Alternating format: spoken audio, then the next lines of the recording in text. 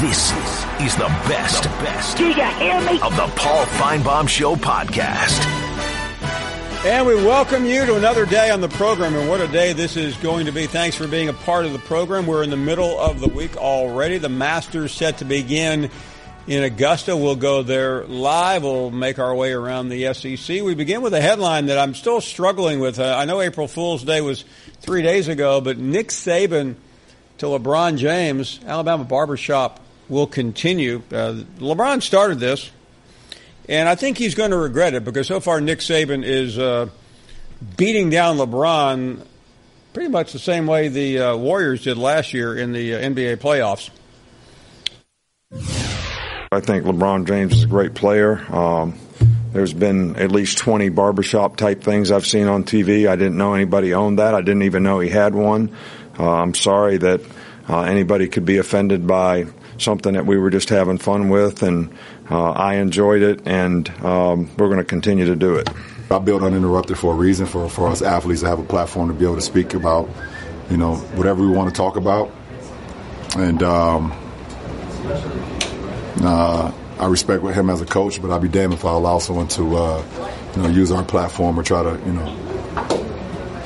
do the same thing we're doing and, and just think it's okay. So the lawyers will figure it out. LeBron, and you will lose. Meanwhile, Saban does not rule out Tua in the first Alabama scrimmage. Things are going pretty well since Tua banged his hand against a helmet in the first practice a couple of weeks ago.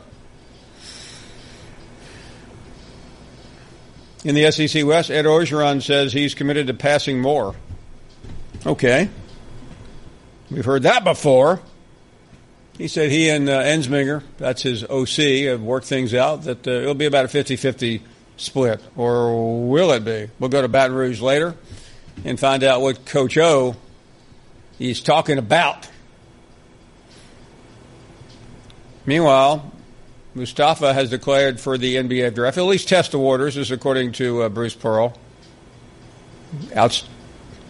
He's the first five-star signee in the program history. That's pretty amazing when you consider Chuck Person, Charles Barkley, among others. But who's counting? And the Masters, tomorrow morning, par 3 going on right now. Rory looking for the career slam, and we'll go to Augusta in a little while and talk to John Feinstein, who has covered about 40 of these Masters tournaments, and we'll talk to him in about an hour. Your phone calls now at 855-242-7285. McElroy from Tuscaloosa, Feinstein, as I mentioned, Chris Doering.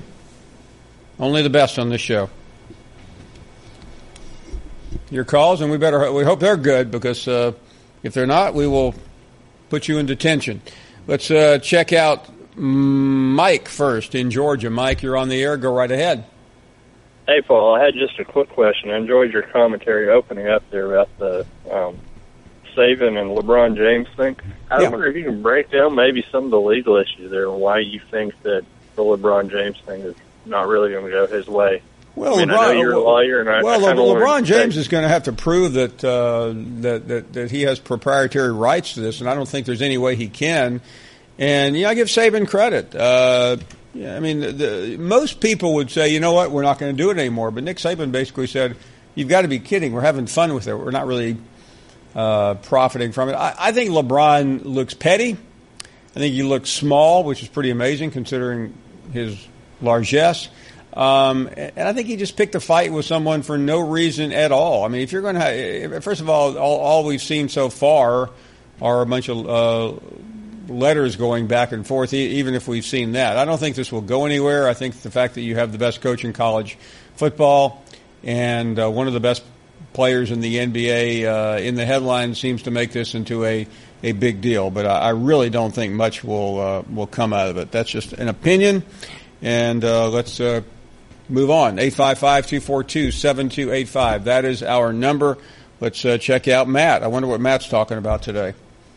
Hey, Paul, how you doing today? What's up, my man?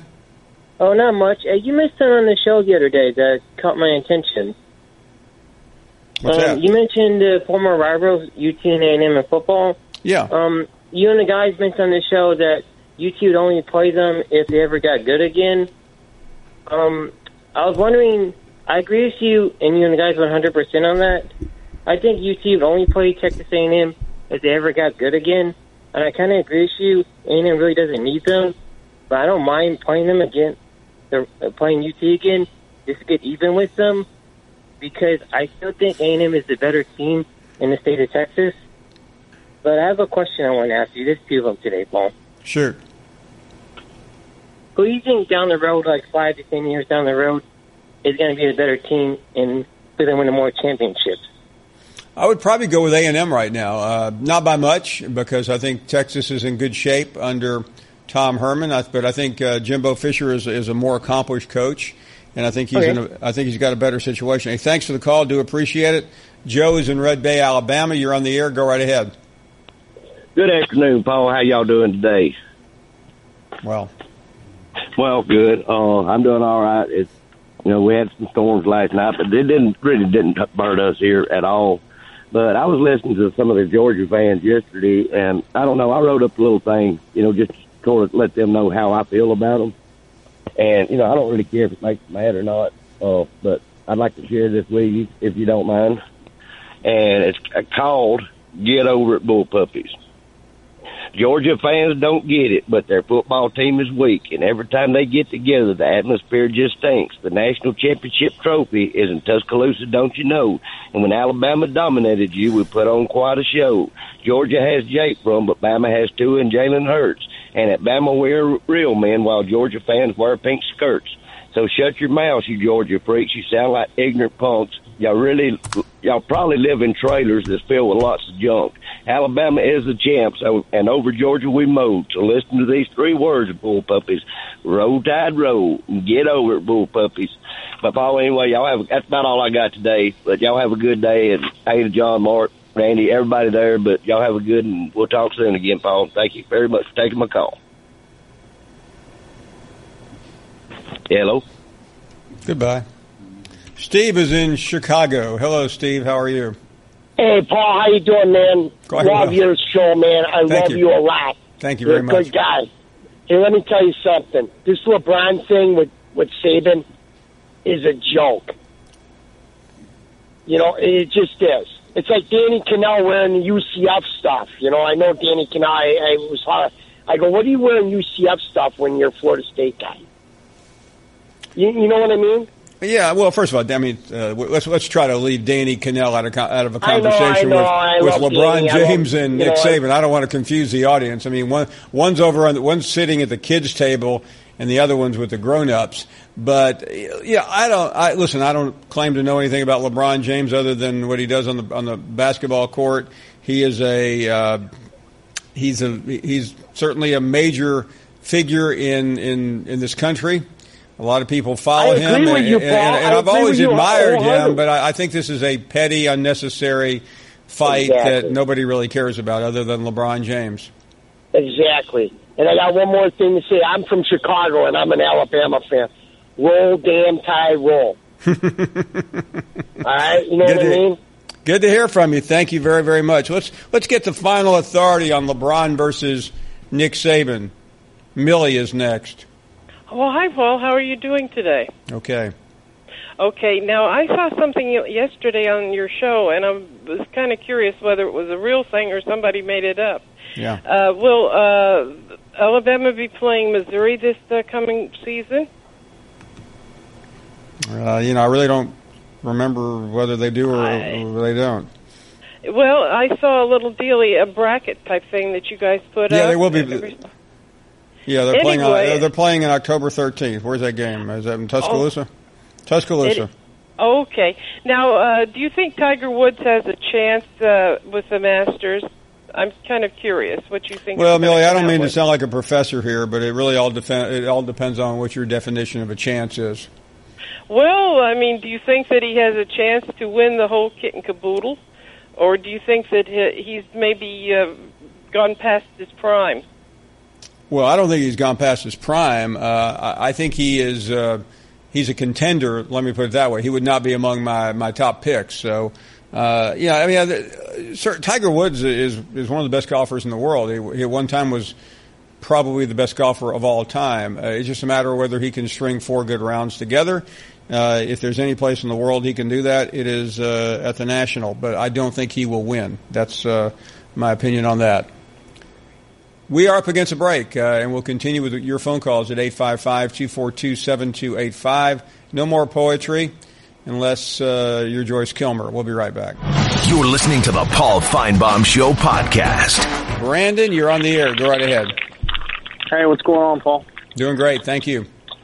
I got a couple of questions dealing with the college football. My first question is going to be dealing with the Final Four right now.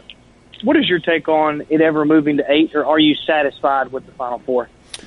I would like to see 8, but I don't think we are anywhere near that happening. You remember something about the college football playoff. It's run by the 5 Power 5 commissioners and the college football playoff executives, Bill Hancock and company. And these are not people that are anxious to change anything that's not broken. They feel good about the 4. So I would say at least for the next 7 to 8 years, you will not see or hear any significant talk of change. I'm kind of the same way there. I think it's pretty much the standard for a little while. And then my next question is, everybody out there in college football, now don't get me wrong, I'm a diehard Bama fan, but I like to listen to your show and talk to you because I know that you're not as biased as people say that you are. Dealing with the paradigm for college football, everybody's kind of wanted to kind of make their model around Alabama, but then I'm kind of torn on this Central Florida topic. I stopped earlier for some gas, and I seen a lady, and she had a tag written on the front of her vehicle, and 2017 national champions, and I was talking to her about it, and she actually believed it. Brandon, I don't want to create any more headlines, but the UCF fans are quickly becoming the most delusional and annoying fans in college football. And it's one thing if you believe your program is good, like Michigan fans, but at least Michigan fans play in a big stadium. They're in a big time conference, and they've done something. And beating Auburn in a bowl game and going undefeated, and then have your coach immediately leave for greener pastures, to me is not an accomplishment. But the biggest problem in Orlando is not so much even the fans; it's the media down there. I've never seen a media that are a bigger bunch of homers than this crowd led by Mike Bianchi, who's the head cheerleader. I mean, it's embarrassing to him. I've been friends with Mike 25 years, and I hate to see him running around with pom-poms in a cheerleader skirt. It just doesn't look good on a guy who is in his 50s. I hear you. Okay, Paul. Like I said, I wanted to get your take on it. I'm kind of getting a bad taste in my mouth, and I don't know. I think it's a little ridiculous. But no, don't let it bother you, please. That's what they want. All right, man. Have a great day. Just ignore them like I have the last 5 months. Let's continue with more phone calls at 855-242-7285. Rick is in Orlando. You're on the air. Go right ahead.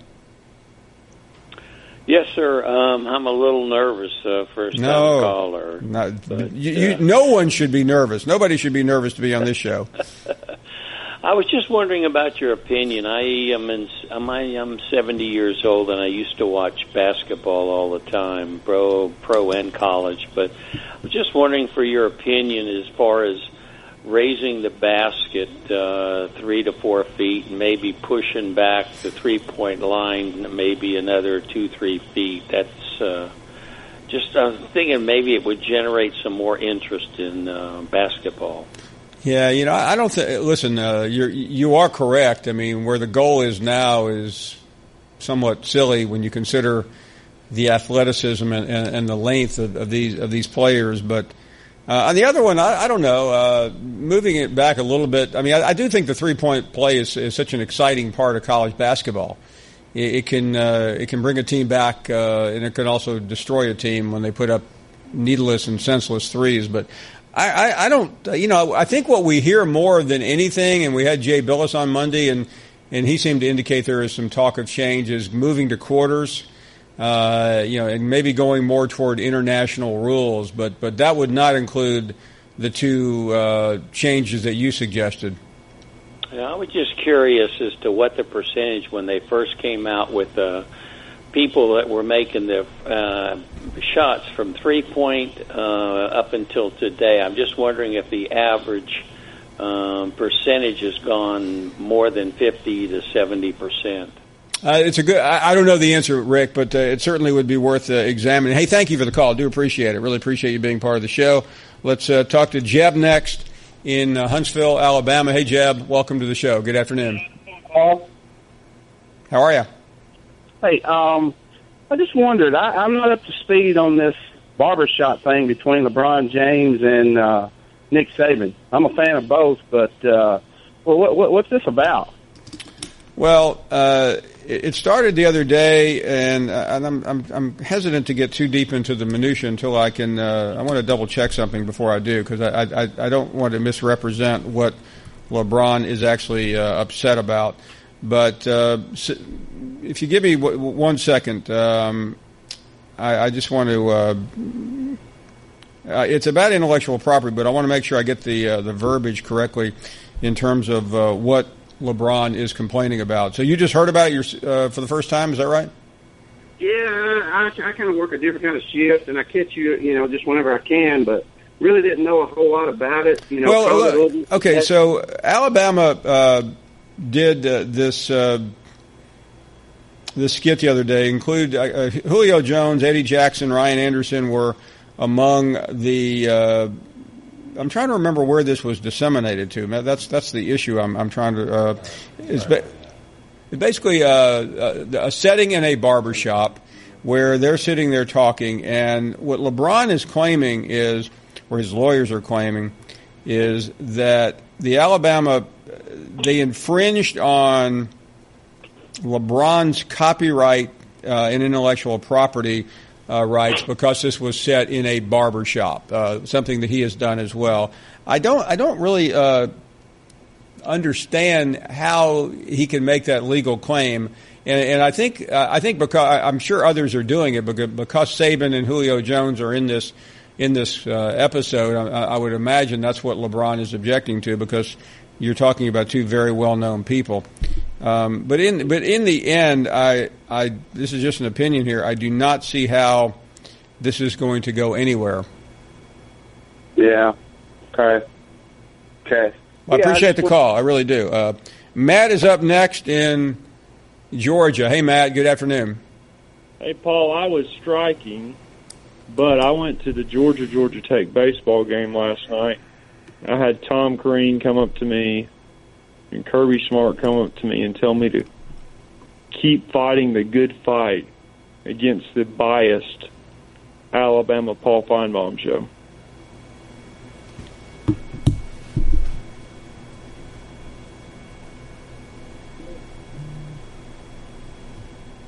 Any words, Paul?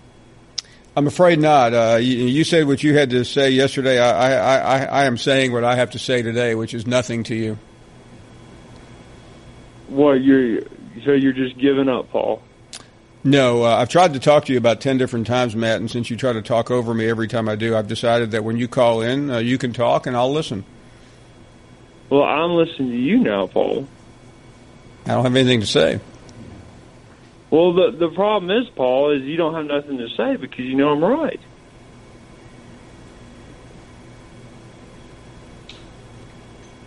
I mean, tell me how I'm not right.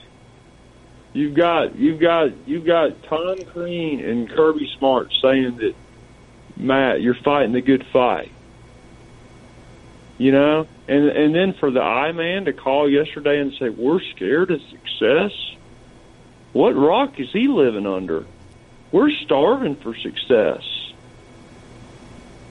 We went 13-2 last year. That hadn't happened in a long time. And you're right when you said Mark Richt and Georgia fans in the past have been passive, because some have been, but not the key donors. There's a big difference. There's the fans that call into the Paul Feinbaum show, like myself, but there's the fans who give a lot of money to these programs, help these programs keep going. And there's a lot of fans, they want to win at Georgia. They want to win big. It's not passiveness. I mean, Don Lieber, You know who that is. Do you think Don just wants to just barely get by? No. You know, I'm just telling you. You may disagree with what I'm saying, and I know you're. You know what bothers me the most is you're on ESPN and you run a biased show.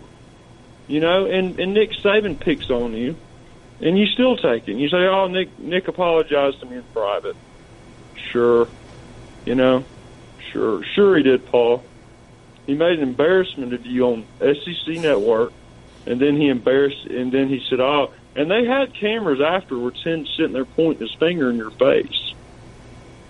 You know, and you're just like, okay, I'll take it because Alabama drives my ratings.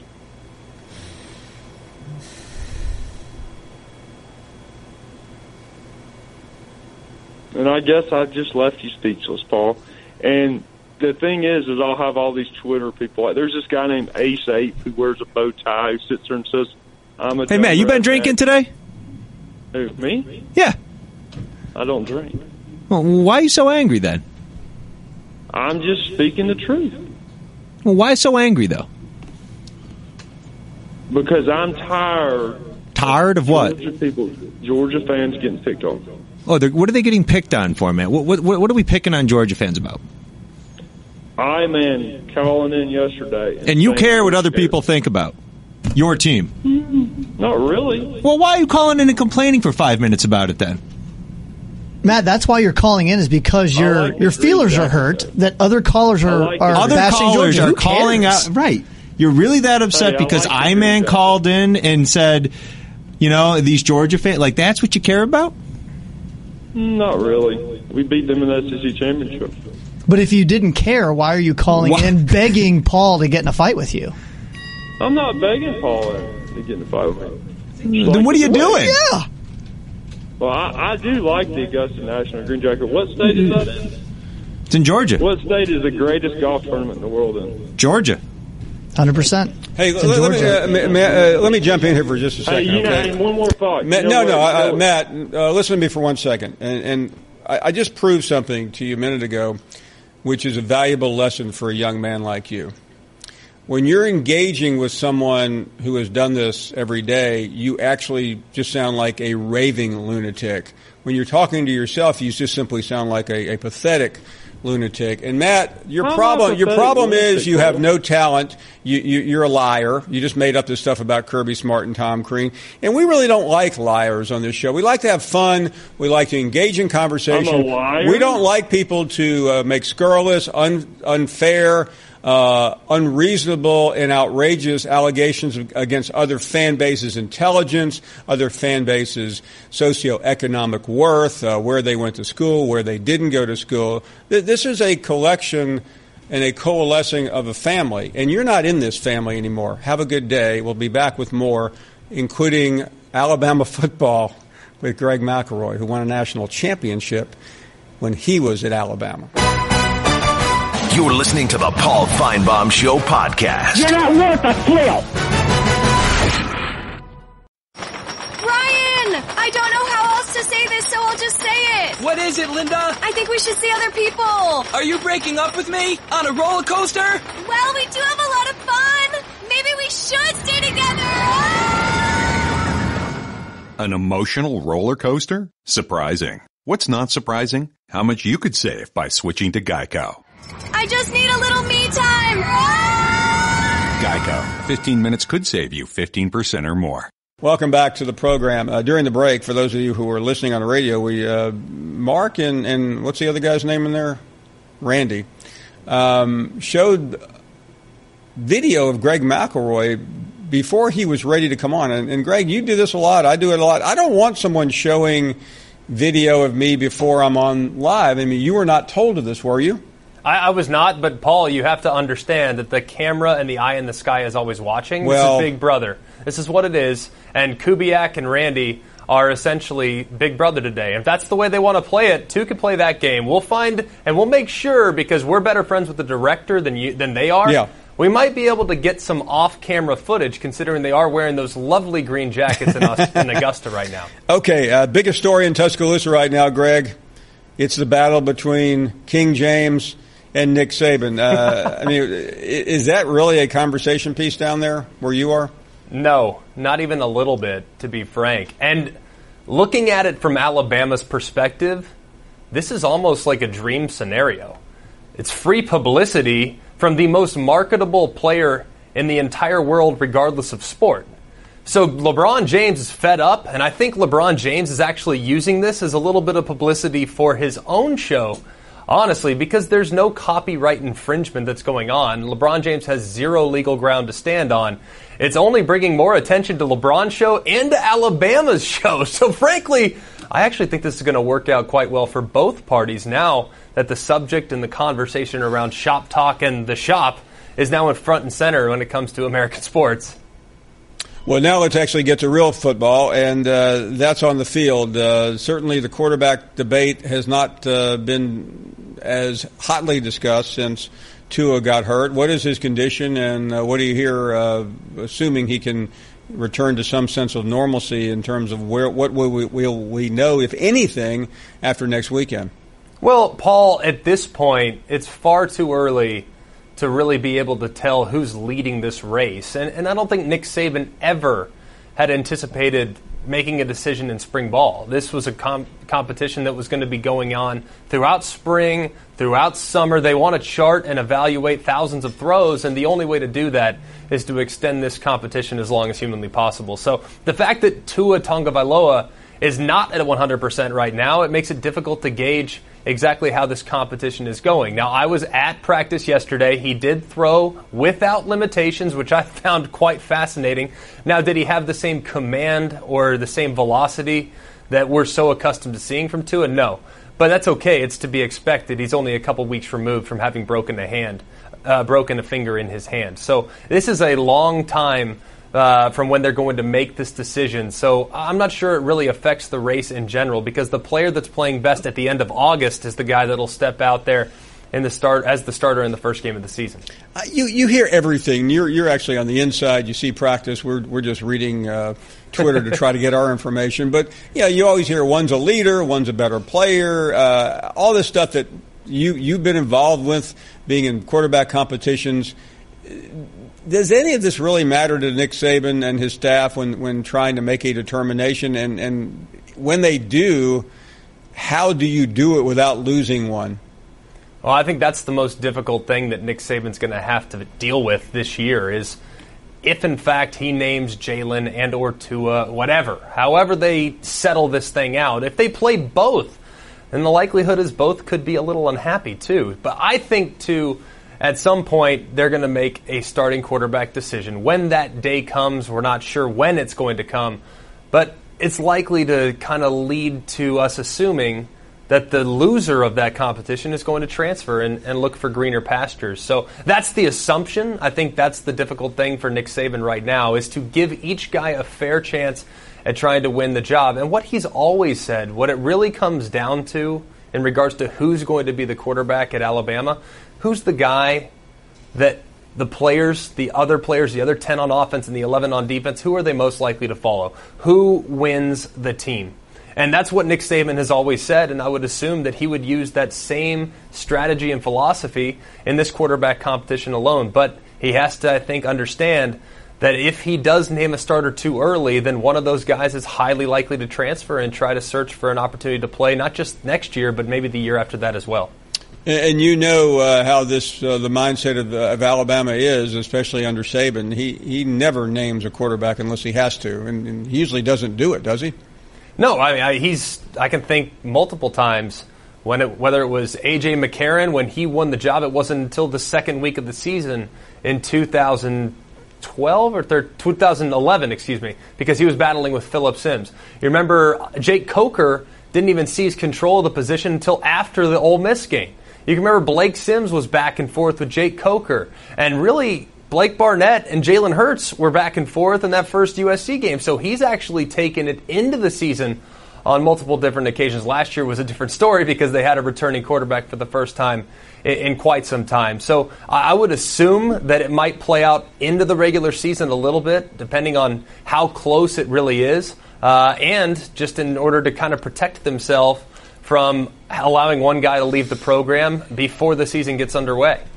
Before you go, and you mentioned him a few minutes ago, not about what I'm about to ask you about, but you mentioned him in terms of him competing for the job in 2011. But I keep reading on the internet about you and A.J. McCarron. What's going on here?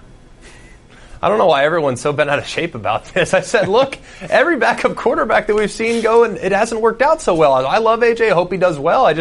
I don't know for certain that a backup quarterback's going to go be an elite starter in the NFL. I know a lot of Alabama fans have really taken offense to that, and A.J.'s brother even came at me on Twitter. I said, I don't know these things. These things are impossible to really have a gauge on. I hope for the best for him, and I hope that things work out well for him in Buffalo. I really believe in the opportunity and the team that they have around him. It's just, I don't know for certain that he's going to become a Hall of Famer. I'd love it for him. I'd love it for his family. It's just, right now, it's tough to tell on such limited work that we saw from him in Cincinnati a few years ago. Yeah, I usually get the wives coming after me. You get the brothers. I get brothers. I get wives. Everyone comes after me right now, Paul. I'm just trying to say how I see it. Well, I don't give opinions anymore, Greg. So you're doing much better. Hey, thank you so much for the call. Really appreciate it for time. And you can call too. I'm going to call in a second. Yeah, I'd like to talk to the guy that was just on the phone before I came on. Yeah, Matt from Georgia. In Gainesville, Georgia. He said that Kirby Smart's the best coach in college football right now. I love that he tried to claim about Georgia supremacy by mentioning the fact that Augusta National is located in Georgia. That's well done by him. It trumps anything that Alabama has. Hey, thanks, Greg. Great to hear from you. Greg McElroy live in Tuscaloosa. We are going to take a break and come back with more of your phone calls. John Feinstein from Augusta in the next hour. Chris Doering later on. We're coming right back. You're listening to the Paul Feinbaum Show podcast. Kamal is up next. Go right ahead. Kamal? Hey, thanks for taking my call, brother. I appreciate it. Thank you. Hey, Leonard, I haven't spoken to you in a while, man. I'm guy moved down to Michigan. I moved down to Alabama from Michigan. When I got out the Marine Corps, I went to Michigan State, and I hadn't talked to you in a while, brother. It was good to have you back. Thank you. Yes, sir. Yes, sir. Man, you kind of spoke on what the LeBron thing was, and but I hadn't heard of it until you spoke on it. I mean, it doesn't seem like it's a big deal. I mean, I don't understand what he's upset about. That's what I'm trying to figure out. I've been looking and trying to see what is he so angry about. I don't know. But frankly, I didn't even realize Alabama was doing it. Maybe I'd seen it out of the corner of my eye, but it's not affecting LeBron's brand, I can assure you. Absolutely. I got a question for you. Now, I'm a big Spartan. I love my Spartans, and we didn't do too well this year. We had a good record or whatever, but we didn't play. We didn't get that far. Sweet 16 was about it, but. Do you think it's because of all the madness that's going on down there? And what I was terrified of is what happened to Penn State not too long ago with with all the problems they had. It's hard to say. I thought Michigan State at one time had one of the 2 or 3 best teams in the country. They just got beat on the wrong day. I think it could have worn on Tom Izzo. I mean, there was a lot of talk a month ago that he was going to lose his job, and you just don't know the cause and effect that will have, the wear and tear that it could hurt him a little bit. I don't know why it would affect his team, though. Do you?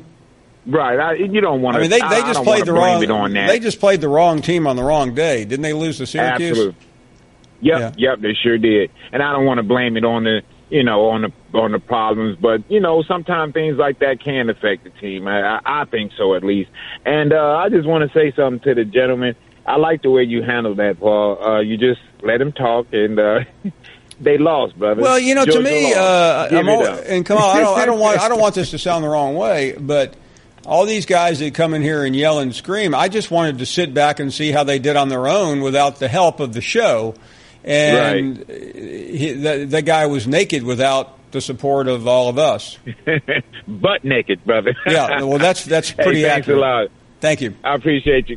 Yeah, but by the way, any caller that doesn't like us and thinks we're biased, they're welcome to call in and pontificate and give a soliloquy any day of the week. But don't expect us to help you when you're drowning in your own quicksand.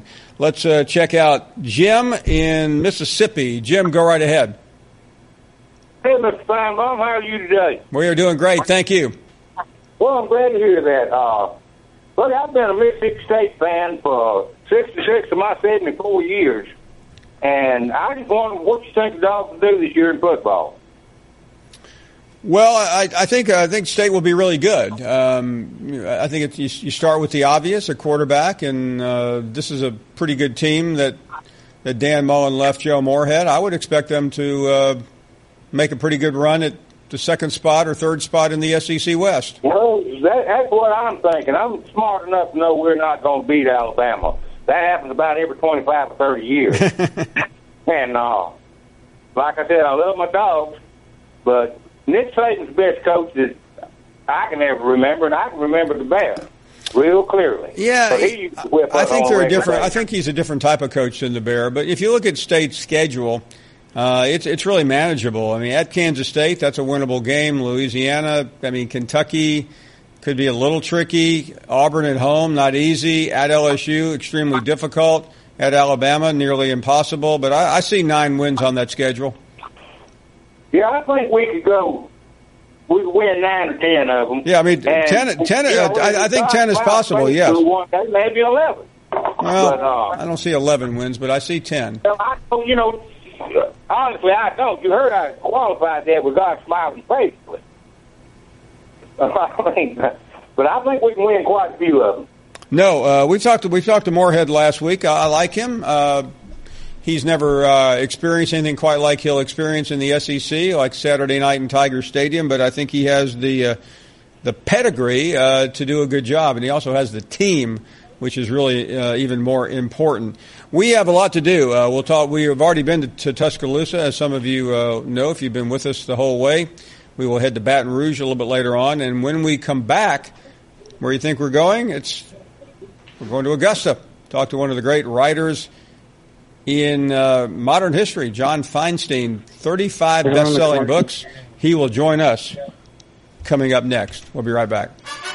You're listening to the Paul Feinbaum Show podcast. Put a little cherry on the top.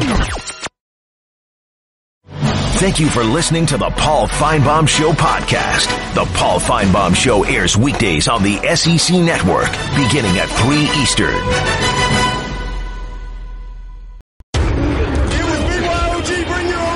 This is the best Do you hear me? of the Paul Feinbaum Show podcast.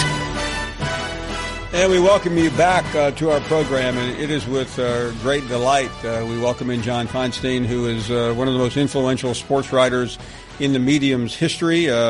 He started his career with the Washington Post and has gone on writing for magazines, has worked for countless networks, and has written, I believe, 36 books, including several of the most recognized sports books of all time, including, of course, A Season on the Brink and A Good Walk Spoiled. He has written about Tiger Woods, did a book on Tiger years ago, and has chronicled Tiger's entire career. John, welcome to the program from Augusta. Good afternoon. I know it's always a great week for you with the NCAA tournament and the Masters.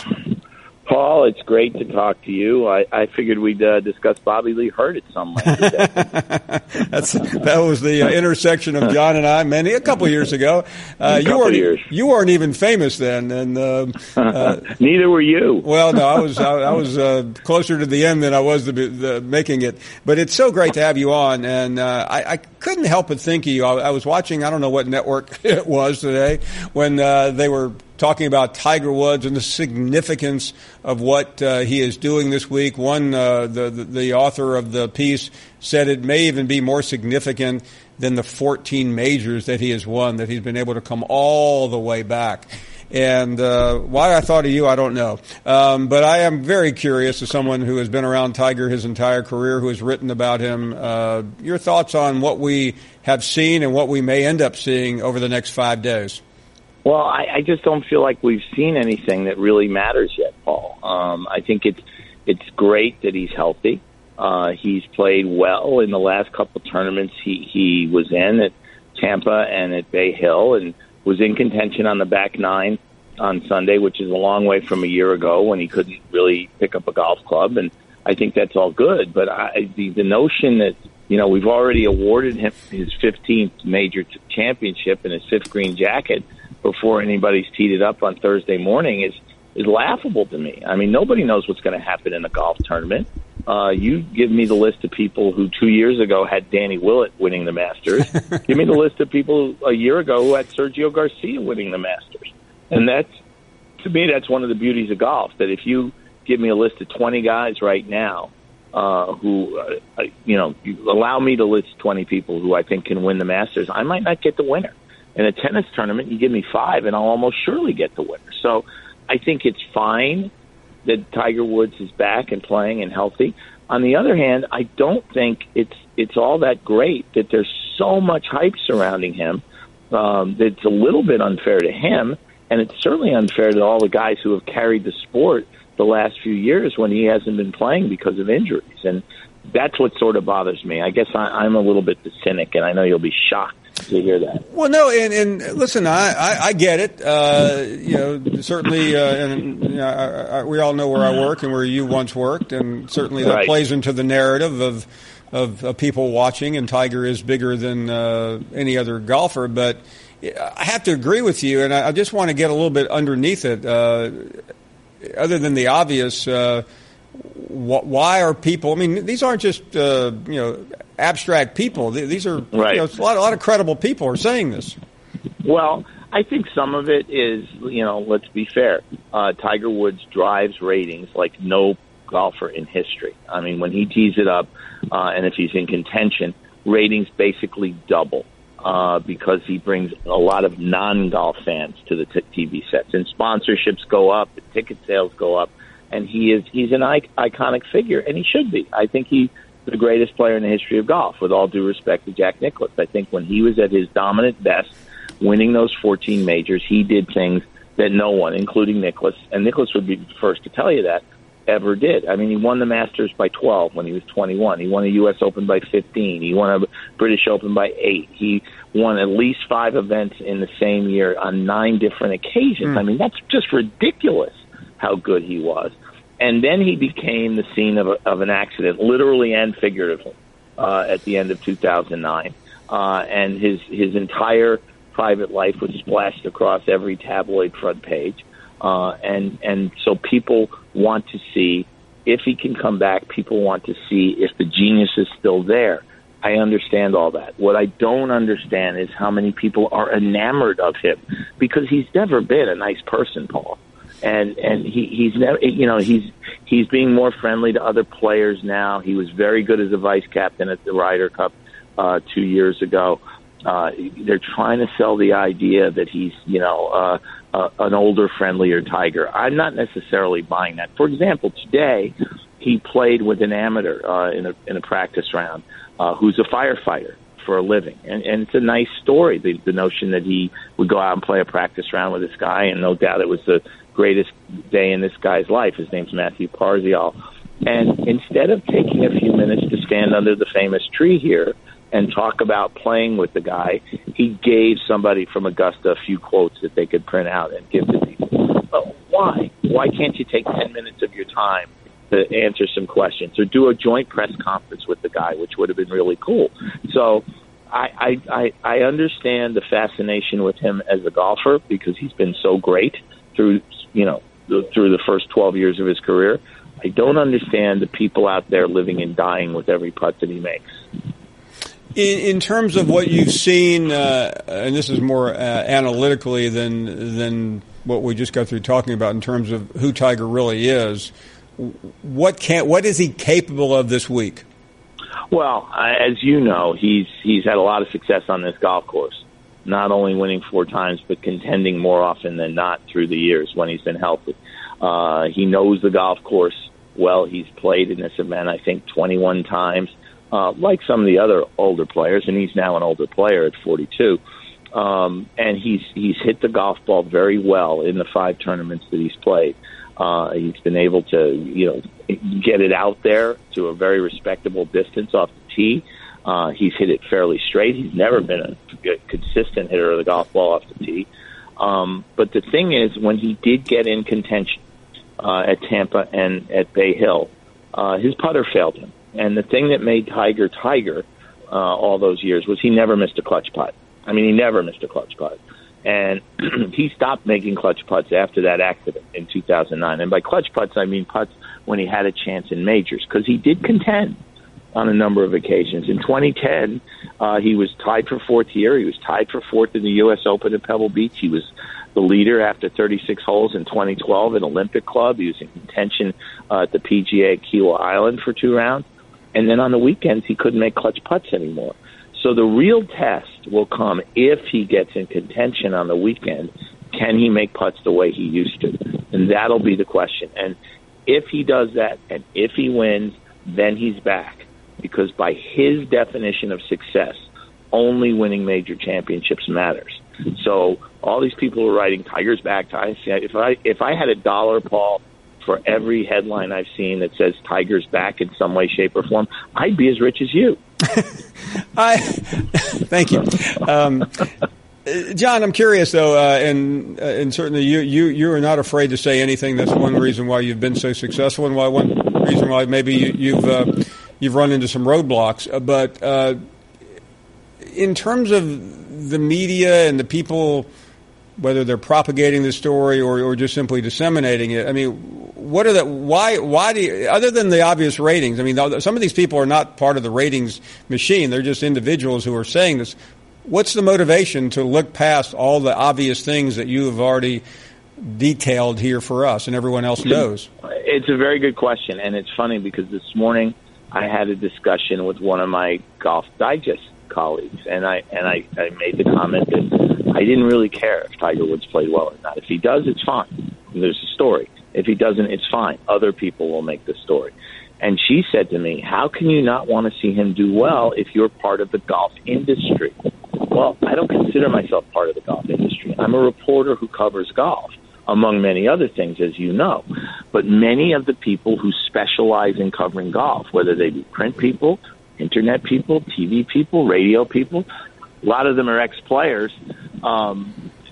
They have a stake, in a sense, in the golf industry, and they want to see Tiger Woods do well because they think it's good for their business and their profession and their life if he plays well, because there's no question there's more interest in golf when he's playing well. Let's be honest. If Tiger Woods wasn't playing this week and wasn't a factor, considered to be a potential factor, you wouldn't be talking to me right now. You wouldn't need me to come on and talk about Rory McIlroy or Justin Thomas or any of the other really good players. The reason you're interested in talking to me and others are interested in talking to others is because Tiger Woods is a factor again.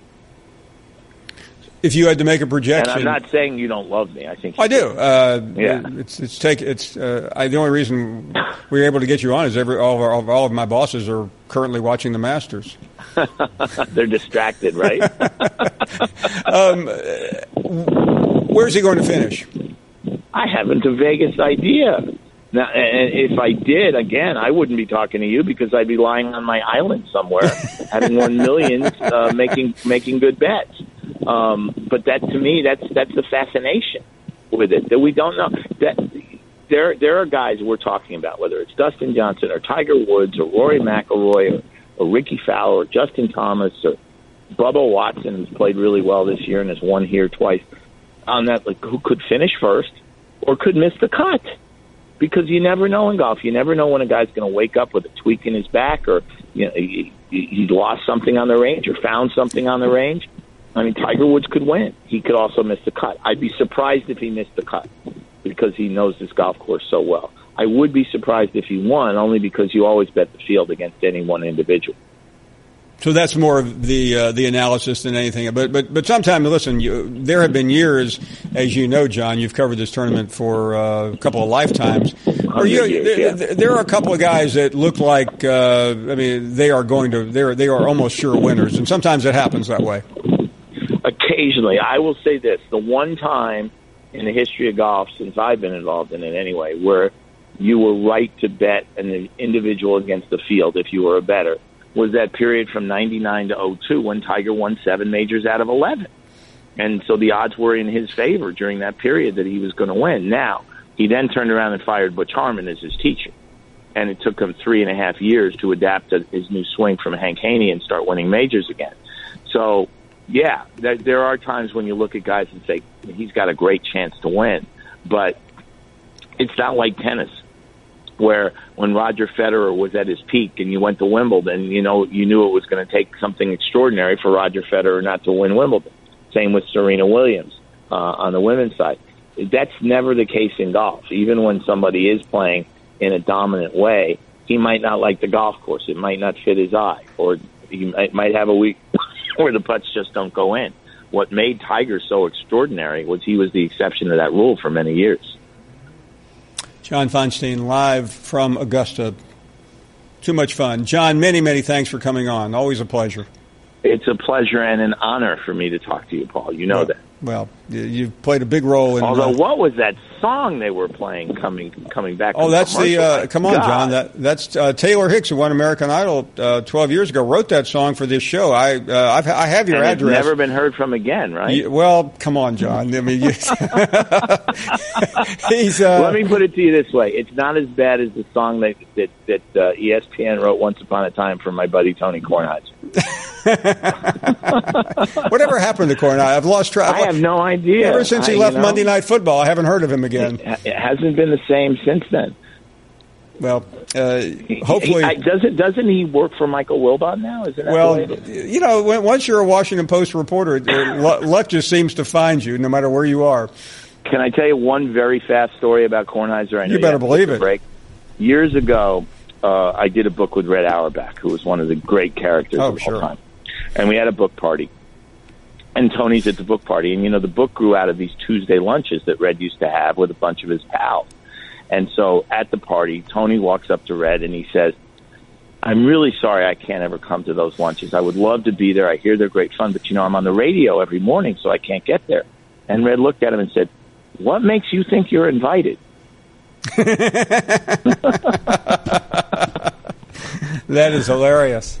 Especially if you know Tony's ego. That was a great moment in history. No, well, anyway, he's another inspiration. But you've actually done something. I mean, he left writing and then went for TV. Right. He made the money, and I kept writing. Yeah, but no one will ever top you. We're both very happy, so it worked out great for all of us. No, again, John, so thankful you could break away. I hope a green jacket isn't seeing you on a phone right now. Well, I am in one of the few places on this campus that you're allowed to use a phone, and there are very few of them, but for you, I was more than happy to find one. Well, we appreciate it. John, hope to see you soon. Same here, Paul. Great to talk to you. Thanks for having me. All the best. Literally one of the great writers in the history of the medium, John Feinstein, joining us from Augusta. We are coming right back. Much more to come. You're listening to the Paul Feinbaum Show podcast. Greg is in Athens. Go right ahead, Greg.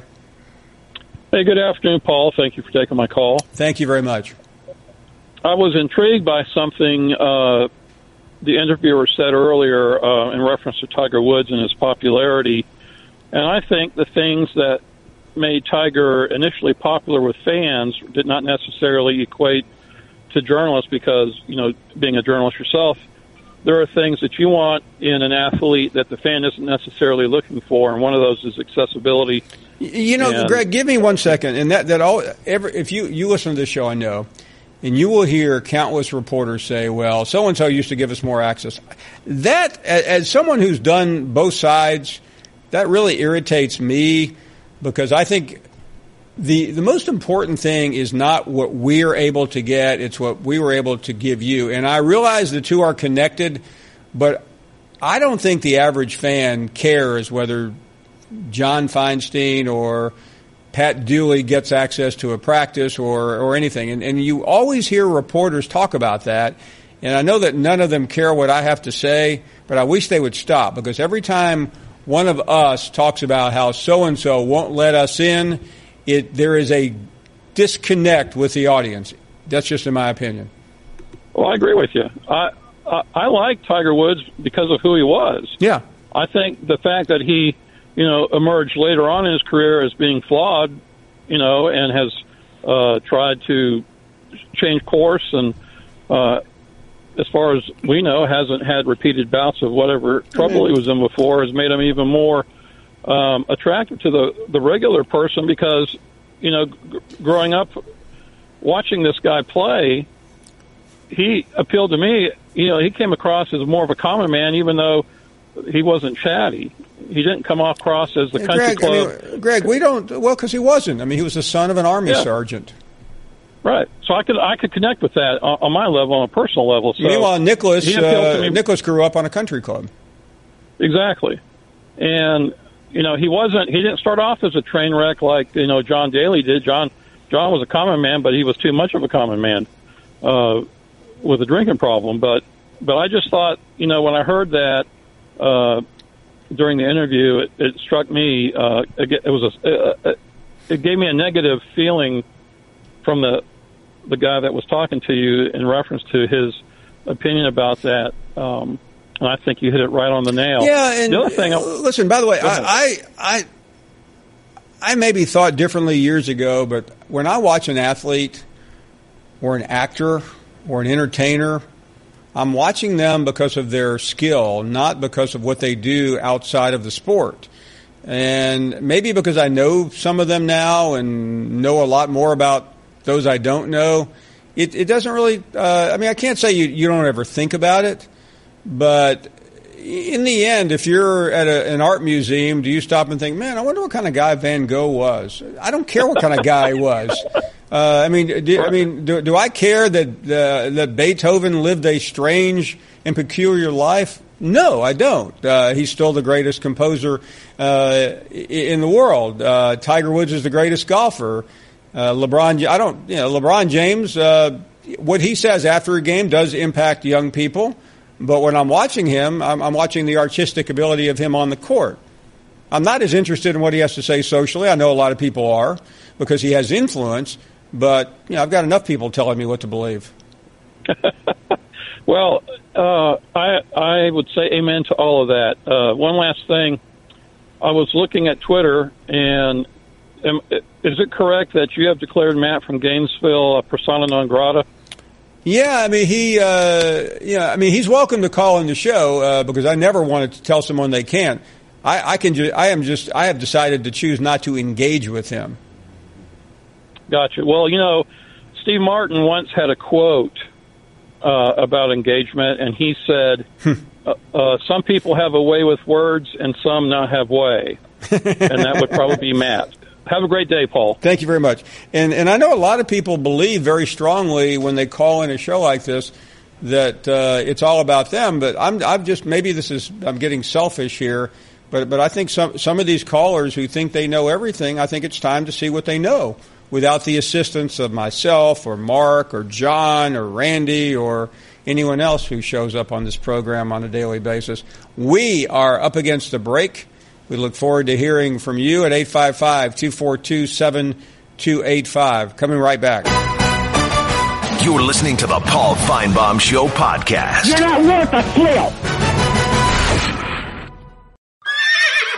I'm a one-trick pony. Literally. I show up at kids' parties and act cute. That's pretty much it. So excuse me for being bitter. When Geico says not only could we save you money on car insurance, but we do more. Like give you 24/7 access online, over the phone, or even via our award-winning mobile app. Well, ooh la la. Aren't they multi-talented?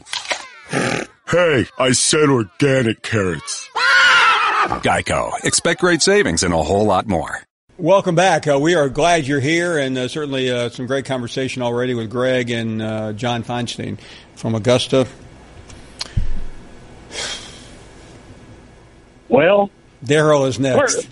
First thing to say this, I agree 110% with what you said about journalists and athletes. I mean, if an athlete, professional athlete, doesn't want you interviewing him, us as fans, we don't look down on the athlete. We wonder what's wrong with the journalist.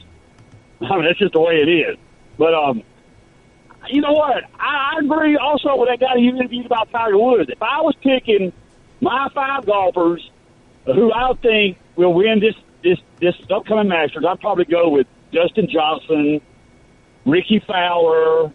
I would throw Tiger Woods in there, but it's not based off anything that he's done recently. It's just because of who he is.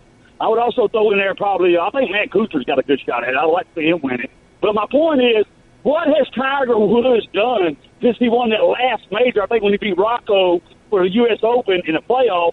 He hasn't done anything since to deserve such recognition. Would you agree? Well, in 2013, he won 5 tournaments. We're talking about a major, Paul. Well, I know, but there are a lot of great golf. Well, I wouldn't say great. There are a lot of pretty good golfers who would like 5 tournaments in a year. I mean, Tiger and Jack and others like that, they're defined by the majors. They're not defined by the Greater Greensboro Open or whatever they call it. You're right. Yep. And you're right. I mean, he has competed in majors, but has not won one since 2008. There's nothing I would love more than for Tiger Woods to win Augusta. I mean, I would love to. Will it happen? I doubt it, but I would love to see it happen. Hey, also, let me. I got 2 things on football. Okay, real quick. Sure. I want to caution you first of all. Okay, on you and the Tennessee football program as naming Jeremy Pruitt as the next savior for the program. I mean, I remember when you went up there and got your little. No, you're making. By the way, you're making Daryl. You're making a mistake here. Okay? No, I'm not. You come back. Yeah, Jeremy Pruitt is. I told you, I said, Paul, you said, Bush Jones, he's got it. You know what? This is what we've had to hear out of Tennessee fans, okay? We had to hear how Derek Dooley inherited the mess from Lane Kiffin. And then we had to hear how Bush Jones inherited the mess from Do you realize something, Daryl? And now we got to hear how Jeremy Pruitt is inheriting the mess from Bush Jones. Well, he is inheriting a mess, but my point to you is that Jeremy Pruitt and Kirby Smart are very similar in many ways. So he will. I don't know about that. I mean, Jeremy Pruitt didn't work under Nick Saban for 7 to 8 years like Kirby Smart did. I watched Jeremy Pruitt when he was at Georgia. You're missing you're judging him as an assistant under Rick as opposed to a head coach. Okay, well, I remember what you said about Bush Jones when you came from up there, and you were praising him big time. And I told you, hold on a second. I may have praised him initially, but it didn't take long for me to see P.T. Barnum. I mean, I saw that from the get-go. I mean, well, you know, but see the difference. The difference, Daryl. See, you're not being fair to me, okay? You're smarter than I am. You're more intuitive than I am. Go to Harvard. You see things that I can't see. So it usually takes me at least meeting someone before I realize they're a con man, as opposed to just watching them on television. Well, I'm sure you can see this, okay? I like how the all-brave Mr. Nick Saban, I can say whatever I want to say, kind of got put in his place with LeBron James. I thought that was absolutely, that was comical big time. I thought that, and then Saban, the attorneys for the school for Alabama are now they're backtracking on what Saban said, saying, no, that ain't really how it's going to be done. But you know what? You know what the biggest difference between LeBron James and Nick Saban is? What's that? LeBron James was able to actually win a professional title when he was at Miami. I got to give Daryl credit. That was pretty funny. I mean, come on, Daryl. You waited. You had me going until then. William is in Maryville. Hello, William. How are you? Hi, Paul. How are you? I am great. Now, you're a learned scholar. Help us understand all this mess. Well, I was calling because you're a learned scholar. You know, I didn't hear anything. I'm riding up and down the road. I'm actually riding towards Illinois right now, so I had a lot of windshield time. And I heard this about Saban and LeBron James. I guess if LeBron had, you know, LeBron's Beauty Boutique or LeBron's Hair Emporium, he could probably have some rights in a barbershop. But it was kind of reminiscent to me of the old, and you can tell me which one this was, the old Eddie Murphy movie, where he played all the guys in the barbershop, one of the funniest scenes I've ever seen in my life. Oh, yeah. I mean, you're right. Eddie Murphy invented the barbershop, at least in the modern era. Right. And, you know, some of those scenes from what I guess Eddie Murphy maybe has a claim against LeBron right now. You know, it just. I'm curious, though, why do you think LeBron is doing this? I heard one caller earlier. I'm riding up and down the road, but one caller say publicity for both. But, you know, without seeing what his lawyers are saying, it's kind of hard to tell. But I don't know. You do something in a restaurant or at the White House or outside the Statue of Liberty doesn't give you intellectual property rights in that environment. So I don't understand it. And maybe they're just all smarter than you and me both. But you know, it kind of reminds me of a very serious discussion between maybe a couple of political science professors or religion professors or, you know, or law professors where they're so serious and they're so adamant because the stakes are just so low. You know, it's just much ado about nothing to me. From what it really is, and I'll give Saban credit. A lot of times you'll hear, well, you know, you'll hear some apology, some, well, we'll stop doing it, but Saban basically said, blanket, we don't care. You know, I mean, I heard you talk about our friend Butch Jones a minute ago. No telling what Butch would have said. He'd have turned it into the Ringling Brothers Circus, I guess. Oh, no, he would have. Butch would have ran it against the unfairness of the media but again, I mean, I have not. I'm somewhat. I haven't really. I mean, I've read enough of it to sound stupid, but it's not like this is anything that you or I or anyone thinks is going anywhere. It's not going anywhere. Well, and maybe then it's just you know. I mean, the only place this probably should be heard is maybe in front of Judge Judy. Well, you know, another thing you said a minute ago. Again, I'm getting snippets of things, but talking about access and athletes and reporters. You know, one thing you got to keep in mind is when the reporter complains about someone not giving him or her access, it could very well be that. You know, that comes into a little bit of an ego situation with the reporter, and there are then judgments clouded because, you know, maybe you're getting access and somebody else isn't. Well, but William, there's a lot of truth to that, and I've seen it all, and I know where they're coming from, but the bigger the dog, the more access you're going to get. And if you work at ESPN, Tiger Woods is going to talk to you. If you don't, he's probably not. Same for Nick Saban. And I say that because I've been on both sides. And my only point is that sports writers have enough problems than crying in public about what they don't get. Well, yeah, exactly right. And again, a lot of that crying is by the folks that maybe shouldn't get it in the first place or haven't earned the right to get it. Listen, I don't have any problem with my former profession getting access and being able to do their jobs better. But in the end, none of us are able to do our jobs the way we used to. And I maintain that if you're an enterprising reporter, you know, go find someone else to talk to. There's nothing that you're going to get at practice that's going to be particularly meaningful. It's what you don't see. It's what everyone doesn't see is where the real story lies. Every day you see these big scoops coming out of the big newspapers about what's going on in Washington. They're not handing those out at the White House press briefing. They're getting them. Those reporters are getting those things on dark alleys and in parking garages at 3 a.m. in the morning. The ultimate in leaking. Well, you know, talking about this Tiger situation, changing subjects a minute. Did you see the interview yesterday with Phil Mickelson? Yes. Where he was very, very humble and it seemed very candid, and I saw parts of it, but I don't know. I lament for people like Lee Trevino, who had such a great humility about him and sense of humor and a great personality, notwithstanding his rough road that he had. I mean, I remember his quote where he was complaining about everybody that was complaining about pressure on a 4-foot putt, the pros, and he said something like, pressure is a 30-foot putt for $50 when you got $10 in your pocket. Oh, no doubt. Something along yeah. I mean, where have those characters gone? No, they're not right. I've had the opportunity to play golf in pro-ams with Trevino a couple of times and hanging out with him, and it was really some of the most fun I've ever had in golf, I should say, because most golfers are not particularly fun to be around. Oh, he was just a jewel. No, he was beyond hilarious. Is he still alive? He is. I probably haven't seen him in about 8 or 9 years, but he's still there. He still shows up now and then. He's still very funny. It's always an easy thing to say. Well, I had lunch with someone. That sounds like he went up to the top of the tallest building in town. I sat next to him at lunch about 6 or 7 years ago, and it was at a press conference or something.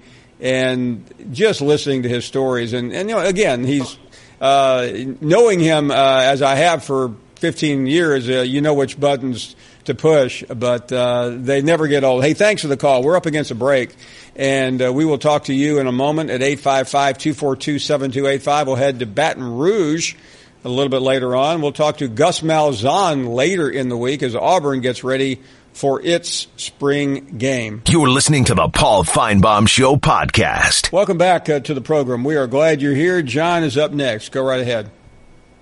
Paul, man, it's a pleasure to talk to you. How you doing, brother? We are doing great. Thank you. Good, good. First off, I want to tell you something. Man, you got something in common that you're not aware of. What is that? We can comb our hair with the wash rag. Oh, my goodness. I would have never guessed. guessed. How about that, boy? Yeah, that's funny, wasn't it? Anyway. Hilarious. Hey, I did want to tell you something. I'm really confused by what Greg McElroy had to say. Why is that? Well, did he not say that backup quarterbacks in the NFL just never become nothing, basically? Is that right? He said something along those lines, yeah. He said backup quarterbacks in the NFL just never materialize. Well, if I'm not mistaken, Brett Favre was a backup in Atlanta. They traded him to Green Bay, and you've seen what happened. If I'm not mistaken, huh? Hall of Fame quarterback. Absolutely.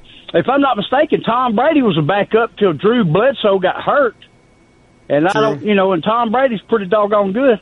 If I'm not mistaken, Aaron Rodgers was a backup to Brett Favre. If I'm not mistaken, Dak Prescott was a backup to Tony Romo till Tony Romo got hurt 2 years ago and took his team to what? If I'm not mistaken, Steve Young was a backup to Joe Montana. You know what? I didn't think of that, and you're exactly right. And I'm kind of confused. If I'm not mistaken, look, I've always had the utmost respect for Greg as a quarterback at Alabama and as what he does now, because he seems like a really sharp guy. So it makes me wonder, does he have an agenda? Is he kind of a little bit jealous there? Greg has been very critical. In spite of Greg saying he loves A.J., he's been very critical of A.J. McCarron in recent time. Really? Oh, yeah. Well, can I say this? And I can't remember exactly what he said. A.J.'s brother, I don't remember his name, came after Greg pretty with some vitriol on Twitter. Well, all due respect, I can kind of see that. That's his brother, and the facts back up his brother. But I'll say this.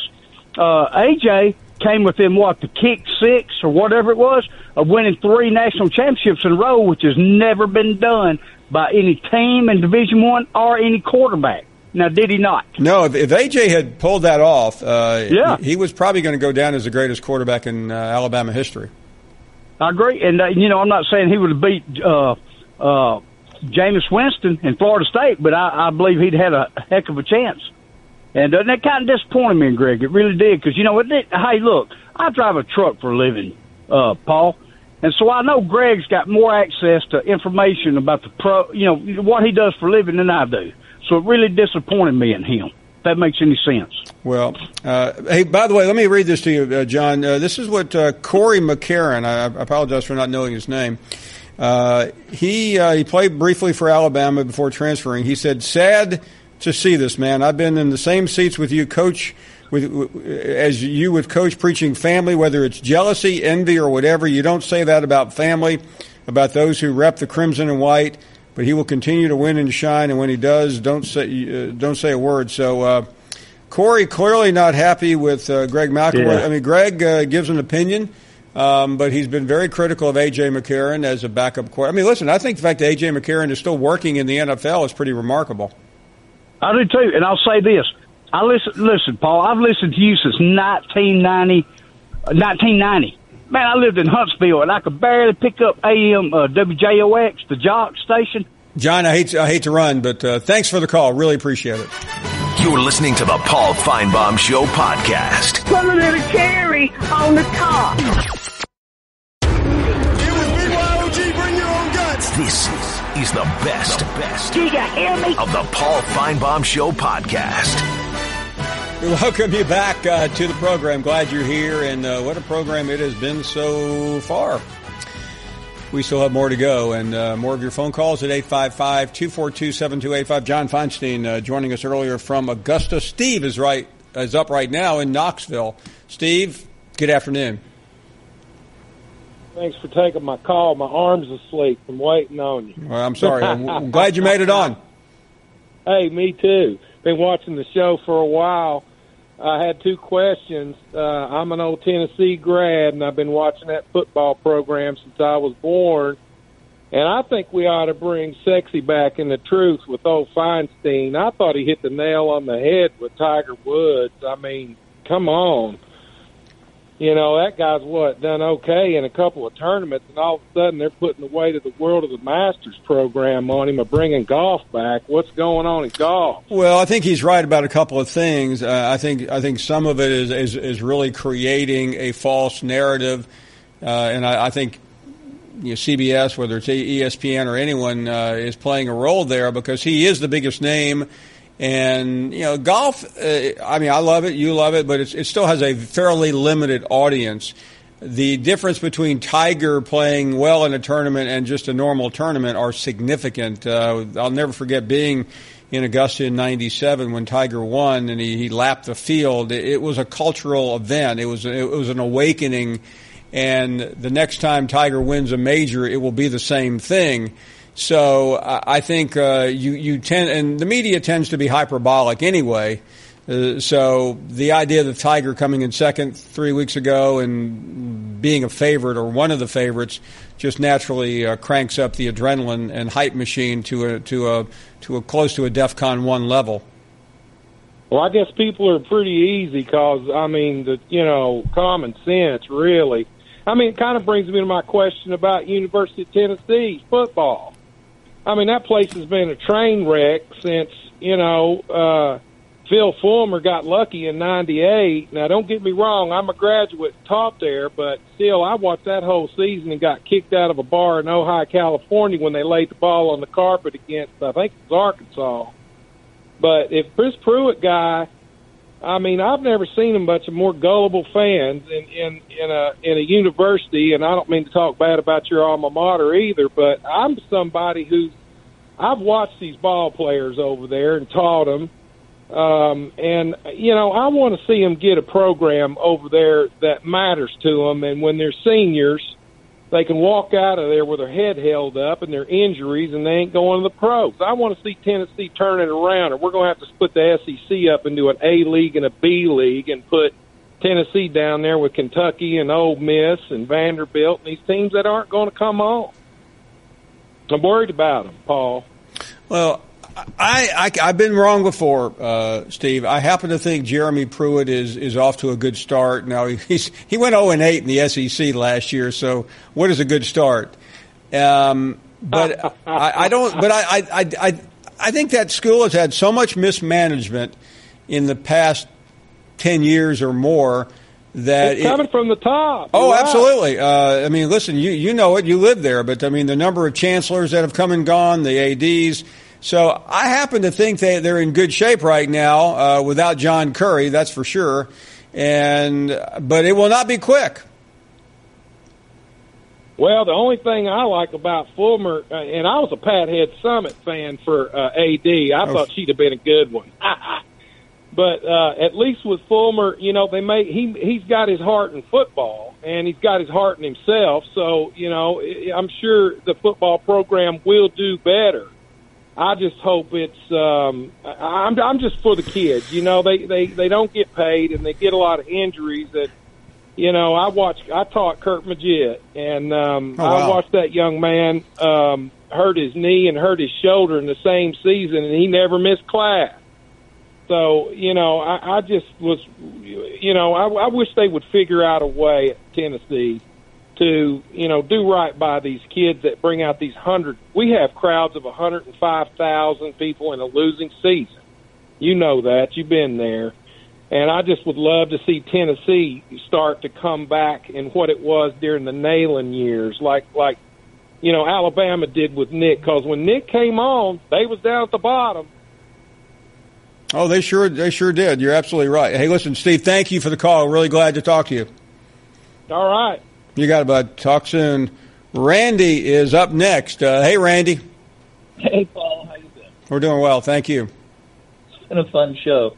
Hey, for what it's worth, I thought Greg out of Athens, Alabama was a really good call. I thought he had a lot of great points. He was. Really quick, just a couple of things. I think there's a way that you can add to your retirement fund and still make a lot of us happy. What do you say you charge $10 a day, Matt, to take a call from Matt? And we'll pool money together, and you can put it towards the Paul Feinbaum Beach House.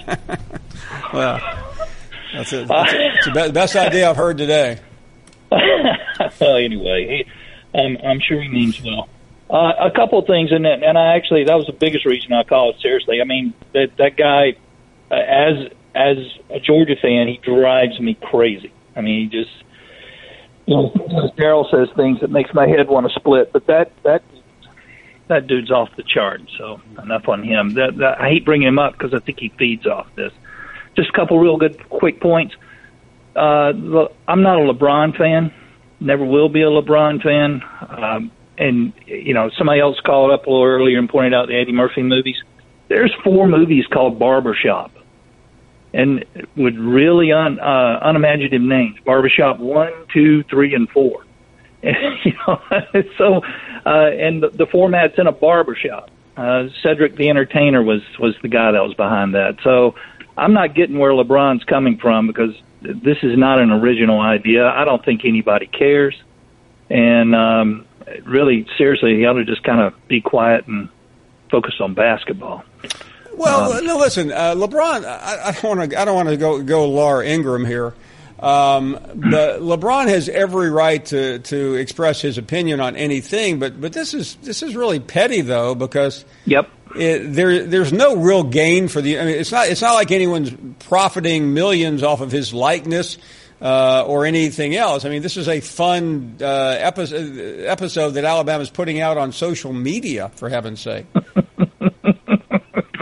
Well, I guess it's a quiet time of year. I'll just leave that at that. You would think LeBron might have. I mean, it's not like his team is setting the. I mean, they're playing better. Don't misunderstand me, but it's an unnecessary fight against a guy who I would think LeBron would have a lot of commonality with. Nick Saban.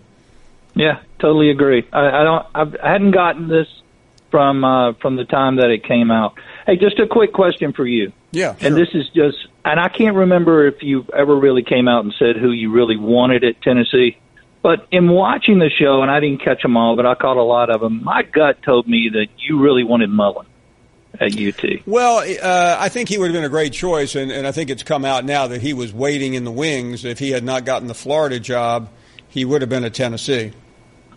Yeah, and I frankly, that's where I thought he was going to end up. And I'm not going to lie to you, I was hoping and praying that Kelly would go to Florida, because I think that would have been a disaster. Yeah, and I had just heard that from Tennessee people. And listen, I do want, and I'm glad you brought this up, Randy. I'm sorry, because I want some of those people who called in this show back in October and November who swore that they knew for a fact that John Gruden was going to be the next coach. Yeah. Where are they? I don't know, but that was actually quite entertaining because it brought a chuckle out every time it made no I don't think they ever called him. Well, there's no reason to call him. You knew he wasn't coming. No. It didn't make any sense whatsoever. And if he was going anywhere, he was heading for the pros, and that's exactly but Randy, what happened. I will say this, and I promise you, I'm not one of these that just jumps on bandwagons, but I am surprised the positive vibes I'm getting across the board on Jeremy Pruitt. I mean, he is really impressing people in that program and around the SEC. I talked to someone today where he used to work, and I'm not saying anyone's at Alabama is fearing anyone else, but I can tell you they respect Jeremy Pruitt in Tuscaloosa right now, and they think he'll do a great job. I think you hit the nail on the head. I do think he's another Kirby Smart.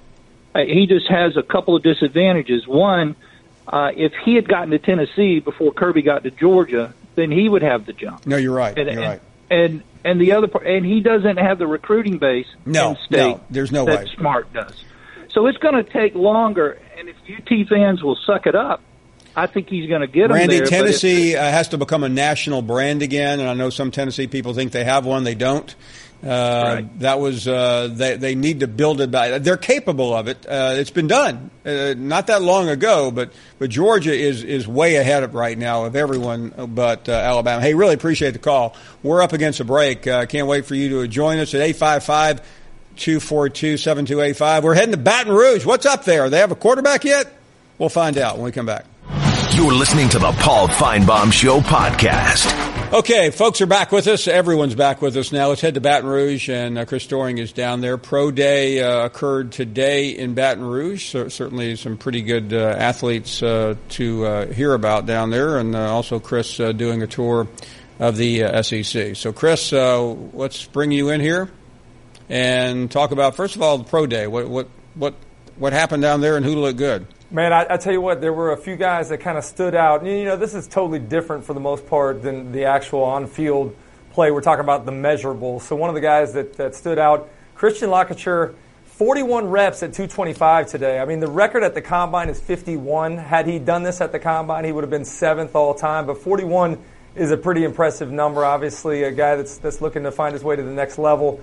And then from the defensive back position, Dante Jackson, we know he can fly. He ran 4.33 at the Combine. He ran today anyway, which I thought was a surprise. I wouldn't think we're expecting to see him run, but he improved on that, ran a 4.31, really wowed the crowd that was in attendance there. And then another guy, Russell Gage, underutilized, as many of the wide receivers from LSU over the last few years have been.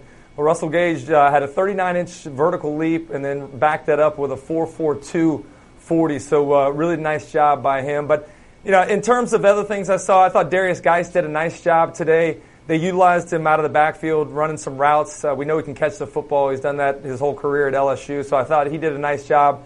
And then DJ Chark, he's a guy that's really shot up the rankings here as the pre-draft routine has continued. Had a nice Senior Bowl week and then has continued to look better and better. He didn't run today, but looked really sharp in the receiver routes that he was running with Danny Etling. And then he's got that big body, 6'3", almost 200 pounds. Definitely looks like an NFL wide receiver to me, Paul. Talking to Chris Doering. Chris, let's get to the upcoming fall. We just talked about Coach O mentioning that he could have two quarterbacks. He wants to balance the attack. But what's it look like right now at quarterback down there? Well, I haven't seen practice yet today. I'll watch practice tomorrow. They were off today, but I've talked to a few people, and they seem to feel like this is a quarterback battle that's not going to be decided at the end of spring, probably something that continues on into fall camp.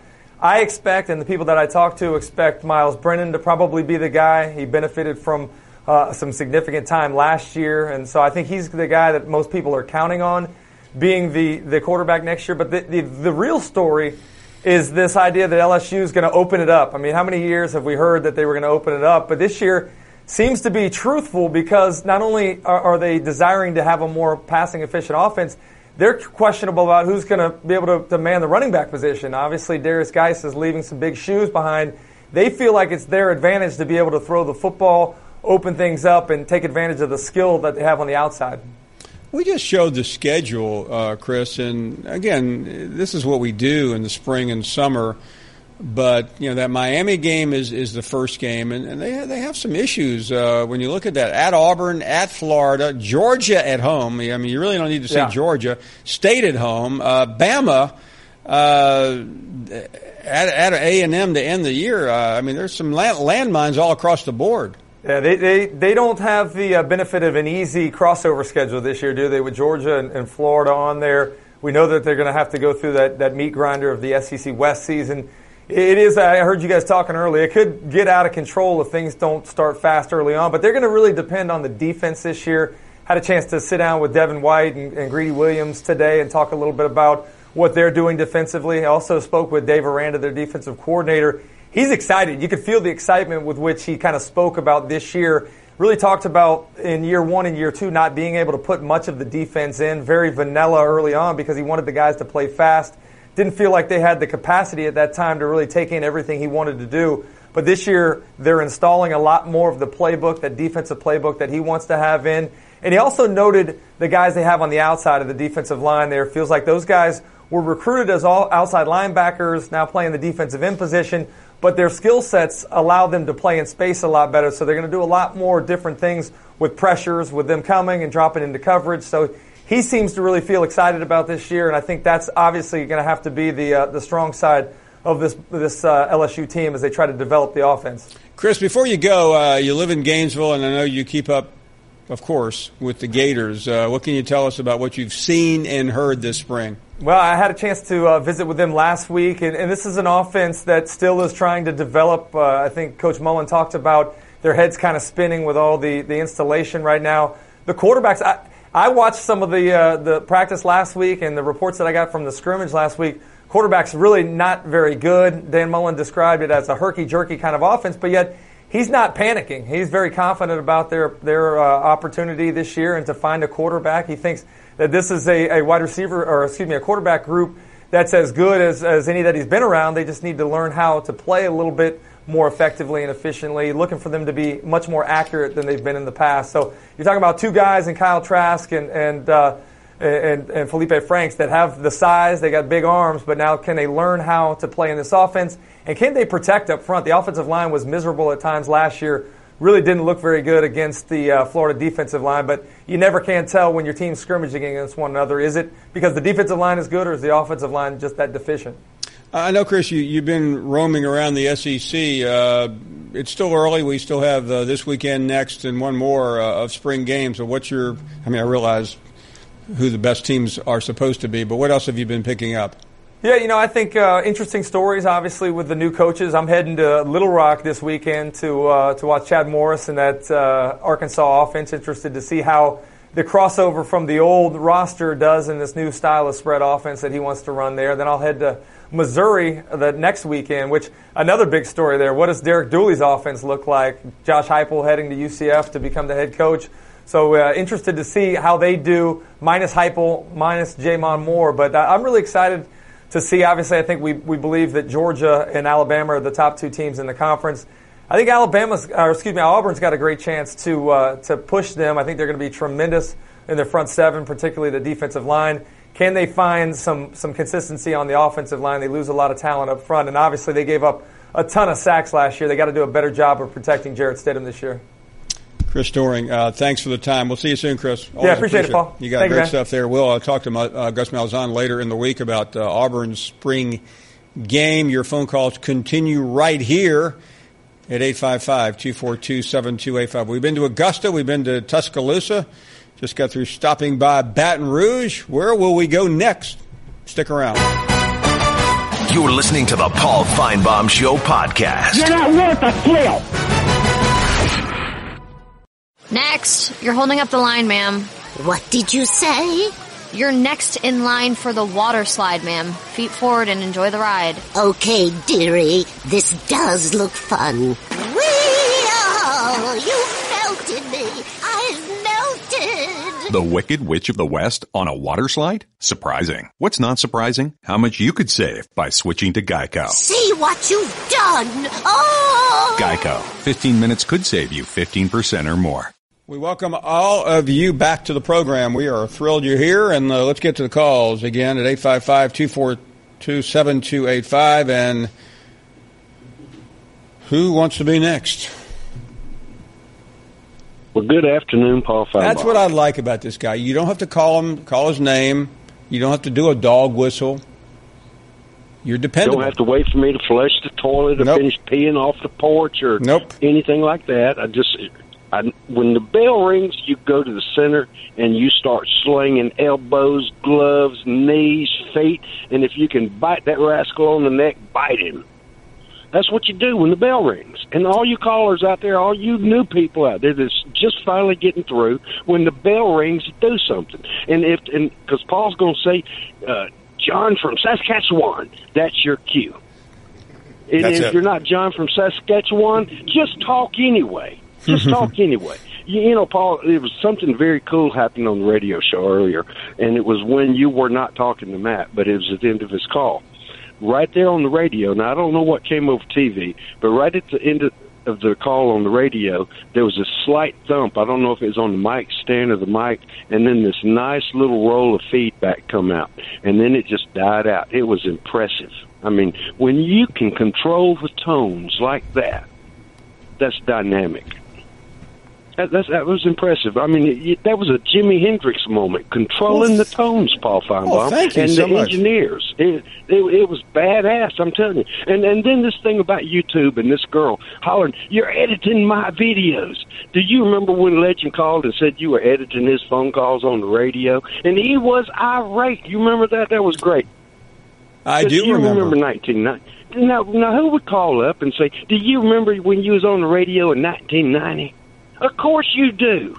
You talk about it all the time. People say, where'd you come from, Paul? Where'd you come from? Millie does it best. She interviews you. Where'd you come from? What you like? What's your favorite color? Like you was in Tiger Beat magazine talking to Davy Jones or something. What's your favorite birthday? You know, the thing is, I mean, where would I have been if I wasn't right here? That's exactly. Where would you be for the last 5 days a week for 20-plus years? Yeah, we don't take 3 months off in the summer and have fill-ins. No, and we talk all the time. And you know, even talking about the YouTube and Legend and editing his calls, he was irate. And then Jim comes on, put my calendar list up there, put my grocery list up there. I need Twitters I can block. And he's crying. Same thing. Now here's Legend. Jim calling Legend's little 30-minute program, and they talk 15 minutes about Squirrel and I. They could have talked 15 minutes about Squirrel or talked 15 minutes about me, but could you imagine Squirrel and I just brain digging those two? Because I've had Jim hang up because he couldn't take the pressure, and I've had Legend crying on this radio, and all Jim can do is just loud scream and cuss when he talks to Squirrel. So can you imagine what we would do to them intellectually in their mind? It would be the sound of silence, just like this click. Hello, darkness, my old friend. He said sounds of silence. I was giving him the lyrics. Casey is in New Jersey. What do you say, Casey? Hey, Paul, it all kicks off tomorrow, and I just wanted to give the listeners my pick. I think Mickelson's going to win and defy age. And, you like Mickelson. I like that. I do. 5 birdies in a row yesterday on the back nine playing with Tiger, as he also made 2 eagles, Tiger, and he took some cash from Freddie and Thomas Peters. But, yeah, I think the experience, these guys are playing well. I think you're going to see both those guys in the hunt. And I think Mickelson is going to set a new record for the oldest player to win the Masters, 47 years old. Yeah, Nicklaus was 46. Yeah, he's got him by a year, and his form right now, let's face it, it's been the best it's been since he won the British Open in 13, and he hits the ball in the fairway and makes the putts. Watch out. Explain, Casey, as a professional, and you hear this all the time watching the Masters, the course knowledge, and I don't know, to me it seems like that place, it may mean more than any other venue, any other place.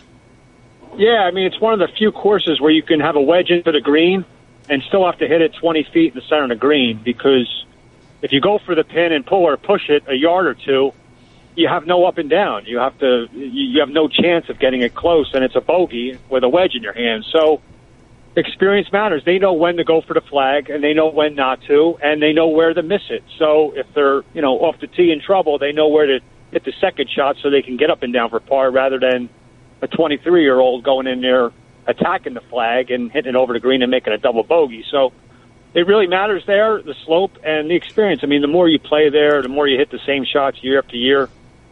And they're both in good form, both him and Woods. So, Casey, people don't understand sometimes when you talk about having to hit it at a certain place. Most people think you just hit the shot to the middle of the green, you're in good shape. I was at the 9th green a number of years ago, and I can't remember who it was, but they got above the hole. I think it was Sunday, and the flag was toward the front, right over that ridge. Yep. And the golfer putted the ball. The ball started to die near the cup. It picked up a little steam, and you know where the ball ended up? It ended up 30 yards into the valley. Yeah, I mean, embarrassing. And that's a brutal pin location every year on Sunday, and but they get the greens fast. And of course, Greg Norman in '96. I mean, he was 2 up against Faldo right before he started folding, and hit the ball right next to the hole, and it spun back, and from there on he lost the tournament. But yeah, I mean, it's just it's a course that penalizes just being off by a yard or two just because of the green speed and the undulation. Well, do you remember it was like I think it was 5 years ago, Tiger was in contention on Friday on either 13 or 15. I can't remember which one it was. He hit the pin, and it rolled back into the water. Yeah, that's when and then he took the illegal drop. Yeah. And, right after that, that horrible break, because if that ball doesn't hit the pin, I think if he makes that putt for birdie, ties for the lead at that point. And when the water took the bad drop, and they kept him in the tournament, even though he should have been DQ'd. But that's a whole different story. Yeah. You know, Paul, the golf course, it rewards long hitters. You know, you look at who's won there, Bubba, all the guys that pound it. But it's the guy that can stick the ball on the green where it's a makeable putt, and then they make the putt. That's what it is. It's all strategy into the green on the second shot. And the listeners, they can't appreciate the slope of the greens because TV doesn't do a justification, unfortunately. It really doesn't. No, and it's a cliche for anyone who's ever been there, but you have no earthly idea how hilly the place is until you're actually there. Yeah, and I saw where Bubba Watson hit this shot on the 10th hole a couple years ago in the playoffs. He hooked a wedge about 80 yards and won the tournament over Oosthuizen. I mean, just an incredible shot. And he's a guy that you got to watch out for this week. Winning 3 Masters is tough, but boy, that course fits his eye. And I wouldn't be surprised if a Georgia Bulldog takes another Masters, Paul. Great to hear from you, Casey. Stay in touch with us throughout the next couple of days. All right, enjoy the tournament. Thanks. You got our resident golf pro up in New Jersey, where the golf season has not begun yet. Thank you for the call. Let's continue. Bobby in Oxford, Mississippi. Hey, Paul. What's up, Bobby? Take my call. Couple of quick. Your Knoxville caller that said Ole Miss was a B-League team or something. Since you were running people off the show today, he gets my vote. But anyway, back to golf. I missed half your show, so I don't know what you've covered. I was watching the Par 3 over on the other ESPN thing. But a couple of points. The former basketball player that's playing his first Masters, I forget his name, but he made a hole-in-one and then ran out on the green to celebrate and tweaked his ankle real bad, and you have to watch it. Yeah, I saw the video. I can't remember. I don't know what condition he's in, but that was pretty stupid. The other thing, and this is what made the whole thing worth watching, is you had player Nicholas and Watson trio going, and it's the Par 3. They all have their children and grandchildren out there or whatever. Well, on the last hole, Nicholas lets his grandson, 15-year-old grandson, tee off, and he makes a hole-in-one. Oh, wow. First one ever. And Jack starts crying, players crying, Watson's crying. And it was just, to watch it, it takes 30 minutes for it to play out, and it's just, it was great golf. And so I'll leave you with the question. So who do you like this Masters, maybe top 3 come Sunday?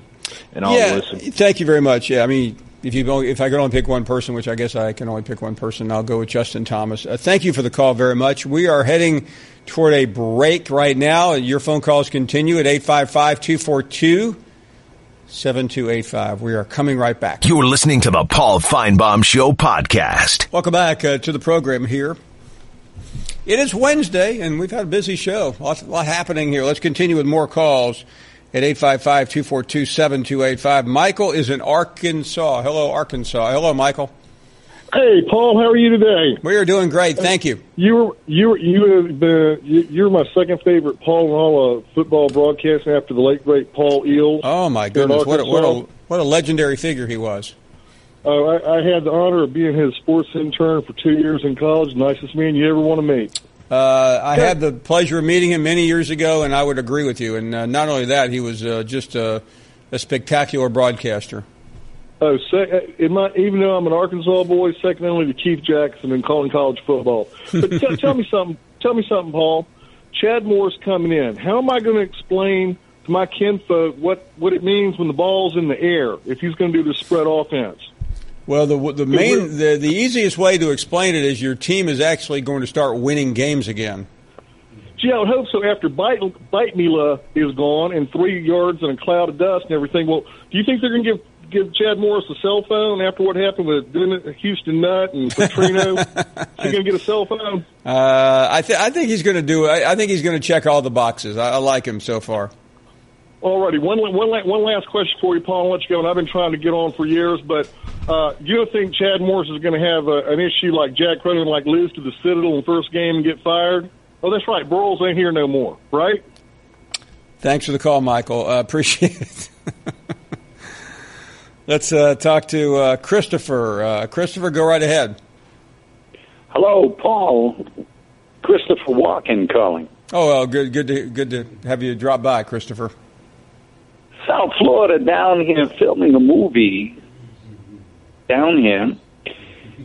Went on a show, $7.90 the ticket, a lot similar to what you do, sports. The host, Jonathan Zaslow, Brett Rom. I don't even know where this station is, 790. But just for the audience, thanks, Christopher, for giving it a shot. But apparently there must be some guy named Zaslow. And this is now what, Mark, the fourth time we've had a prank. I mean, I feel honored that this program has become the go-to for 790 wherever the station is. You guys have any idea where the station is? And 790 the ticket. What is it, Dan? Yeah, Lombard. What city is it in? I don't know. I'm asking Dan in radio. Zaslow? Oh, we think it's in Miami. Oh, okay. It's probably like Levitard guys. Yeah, Howard Stern's guys used to call in programs doing this all the time. I mean, they actually got on national news, sports. I mean, it didn't matter. During the O.J. Hunt, the White Bronco, they called in Tom Brokaw or somebody. Or Larry King, I can't remember who it was, and got on, and then they did the prank. But it's a compliment to us that some 2-bit station wherever keeps calling us. But I'm glad they do. Keep it up. I just wish they'd put people up to it that are capable of pulling it off. Rudy is next up in Tennessee. Hello, Rudy. Coach Feinbaum, how are you today? We are doing great. Thank you. That's good. First time caller here. Been listening for a while. Birmingham native, born and raised. Wonderful. Thank you. Big fan. My granddaddy loved you, Paul. I remember growing up as a little boy, sitting on the porch with him with the radios, waiting for Paul to come on. Oh, what a great story. Thank you for sharing that. Yes. So I did want to call in. I did want to address this Matt guy from Georgia. I noticed on the first hour of the show, he threw my Twitter handle out there, and I'm glad you shut him down before any more foolery, came out of his mouth or whatnot. But somebody need to get the next Dr. Kevorkian somewhere, because he got to be put down. What did you do to upset him? So, I mean, everybody knows Matt. He lives in this alternative little world of his. But, I mean, I tweet the show a lot and things like that. I don't know Matt from a can of paint. So, I guess he saw one of my tweets and he took it upon himself to reply. And my late father will always say, don't bring a stick to a sword fight. And that's exactly what he did. And my thing is, rivalry, cool. It's good to have a good fan base, good rivalry. But when you start insulting a group of people, that takes things to a whole new level. Rudy, I'm sure you've heard this from your father or grandfather, but there's always a cliche that's accurate and applicable is if you're going to punch up, exactly. Not punching down. And, I mean, for him to, and by the way, none of this stuff bothers me very much, but I do get offended when some guy calling from whereversville, Georgia, calls up and castigates an entire state for being stupid or uneducated. I mean, that just proves how uneducated and stupid you are when you make that allegation. Exactly. And, I'm an alumni of the great University of Alabama, and I got my master's from Middle Tennessee State University, which is why I'm still here in Murfreesboro now. But obviously, Matt, he make all these insults, but dude can't even subtract 26 from 23 and come up with 3. He keeps saying, Georgia lost by 2, or, he keeps saying I was at the game and we took Alabama back 15 when it was 2-26. So, I mean, I don't know. The dude he's off his rocker. The game's over, Rudy. I don't really care what happened in the game any longer. I don't want to hear about what wasn't called, what was called. It is April 4th. It is what it is. Yeah. The game was on January 8th. 90-plus days ago. So it is what it is. But I did want to call, again, to, this LeBron and Nick Saban situation. Just got to be one of the craziest things in the world, because evidently LeBron don't know the definition of intellectual property. And Paul, you're a lawyer, so I'm sure you probably know something about that yourself. But I mean, it's crazy. What we need to do though? We need to get LeBron and Saban together, right? Because by the way, these two guys would be fast friends. Exactly. Let's get Saban and LeBron at a barbershop. Exactly. I mean, LeBron coming, and they'd have their own. They'd have their own. They could lead into Roseanne every Tuesday night on ABC. You're listening to the Paul Feinbaum Show podcast. Put a little cherry on the top. It was BYOG. Bring your own guts. This is the best. Do you hear me? Of the Paul Feinbaum Show podcast. One more hour to go. We're glad you're here, and we hope you'll join us. We've been to Augusta, we've been to Baton Rouge, Tuscaloosa, and many other places for phone calls, which is what we're going to continue doing right now. And John is up next in St. Louis. Hello, John. Paul, talk to me. How are you? I'm doing fine, Paul. I want to talk 1973 year. I want to talk about Notre Dame against Alabama in the Sugar Bowl, New Year's Eve. Do you remember that game? I sure do. Yeah, that was a game played on New Year's Eve in 1973, 1-2, national championship on the line, won by, I can't say it. Well, I hate to say it, too, because you know something? I actually kind of liked Notre Dame back then, but now I can't stand them. But anyway, people kick this around about what were the big plays in that game that why Notre Dame won. And I kind of get back to the fact, I think it came down to defense. I thought Alabama, it wasn't that, and by the way, Paul, it wasn't that third down play that Clemens. Well, that was the play of the game. Well, it was the play of the game, Paul, but I'm telling it was that play would have never happened if Bama would have stopped Wayne Bullock. Well, I don't remember that. I mean, I listen. It's been a long time. Obviously, I remember of all the plays in that game. I remember the Clemens play because I guess I've seen it so many times. Well, but what I'm saying is, you can't hang your hat on that play. You have to say that if let me bring in a Notre Dame fan here. Yes. Hot takes. Kubiak. This is factual Kubiak. What are we talking? What about the 73 game? Well, we're just talking about our friend here, John, in St. Louis, is upset about he just feels like Alabama should have won that game. Did Alabama get screwed in every game they lost ever? Ever. How do you feel about Clemson and Alabama just a couple of years ago? I tell you what, there was a couple of no calls in that Sugar Bowl. Absolutely. It keeps me up at night. Paul, I was going to ask you. I remember an offsides that wasn't called. I remember. Have you seen the tape? You know how many times Alabama was holding during that game?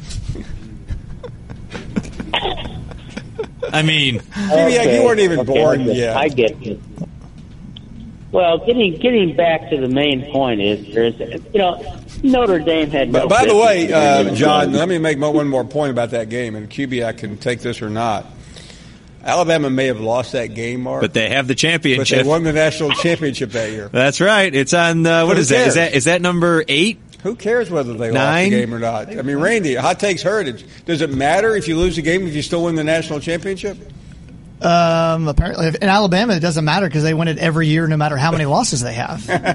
Paul, real quick, what was Bear Bryant's bowl record leading up to that game in the last 5 or 6 years? He had not won a game. Okay, he had tied a game again, the Blue Bonnet Bowl. The Blue Bonnet Bowl. Yeah, but but Mark, you don't remember this because you weren't. I've watched the tape, Paul. But there were of that 5 or 6 game losing streak, 4 different times the referees stole the game from Bama. Well, that's what I've heard.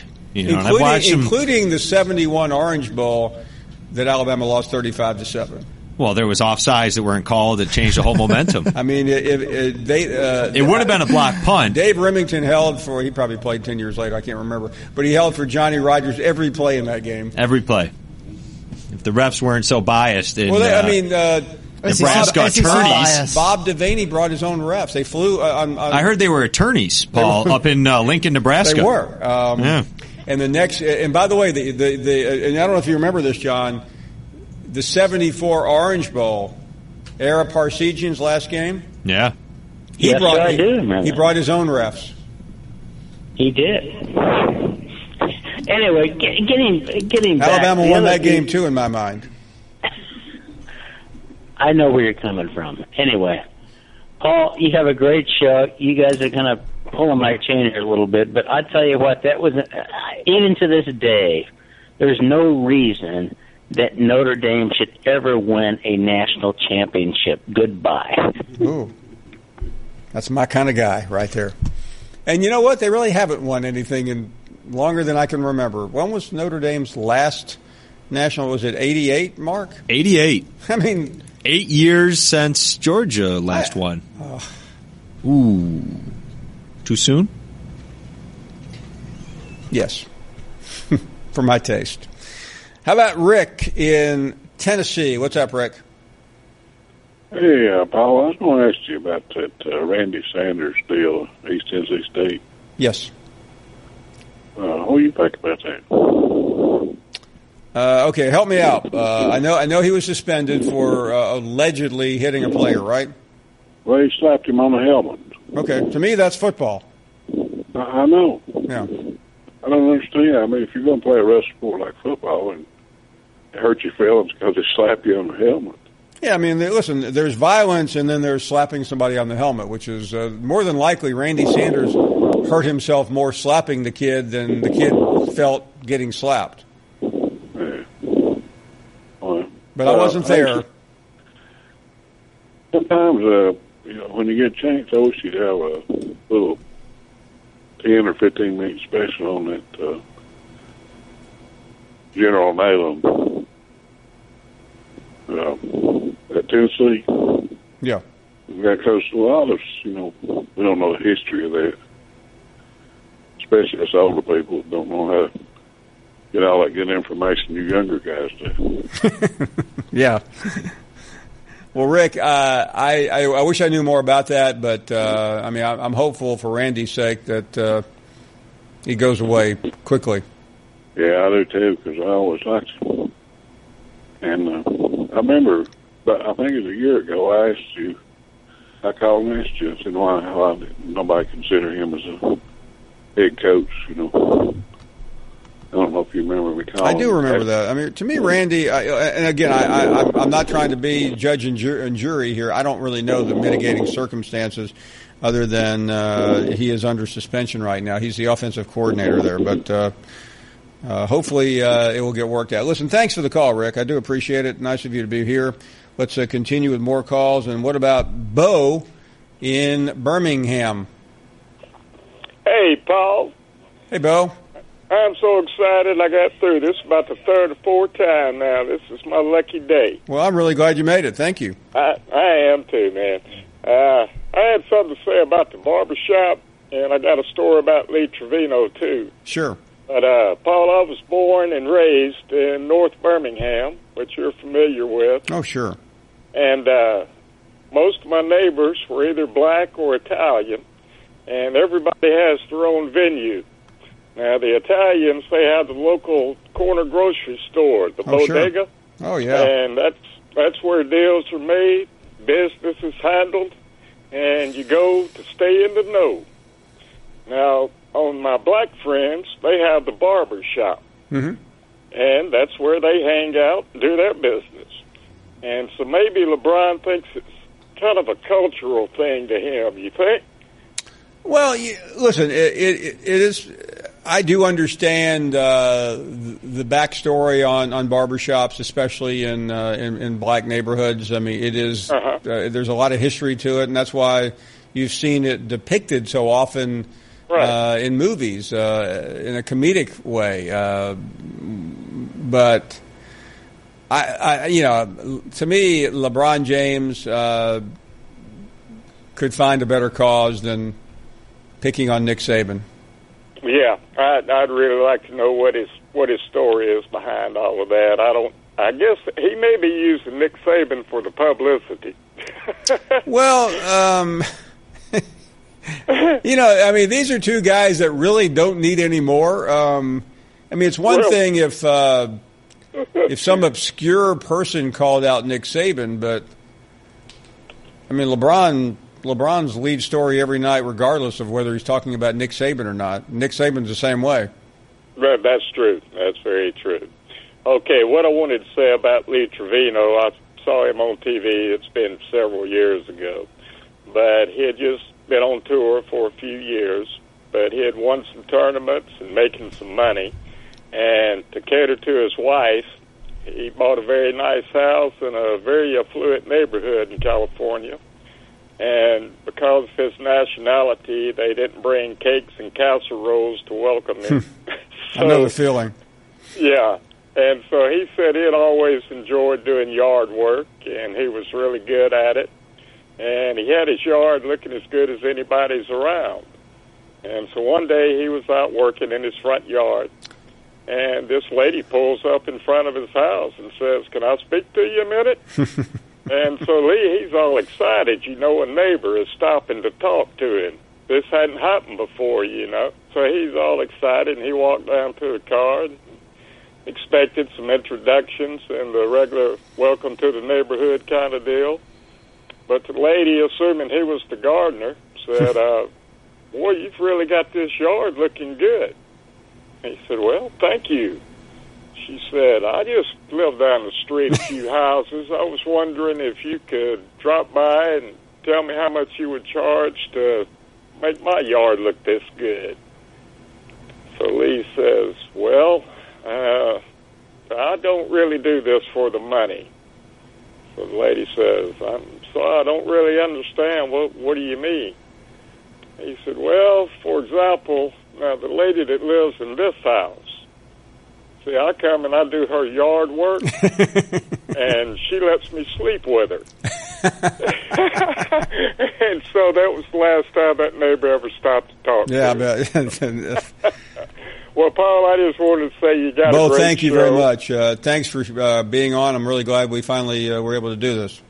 Yeah, well, Paul, I've got cancer now, and my TV time is extended these days, and I really look forward to your show every day, and I enjoy it immensely, and keep up the good work, my friend. Well, Bo, our best wishes to you, and thanks so much for sharing your call with us, and we'll be thinking of you.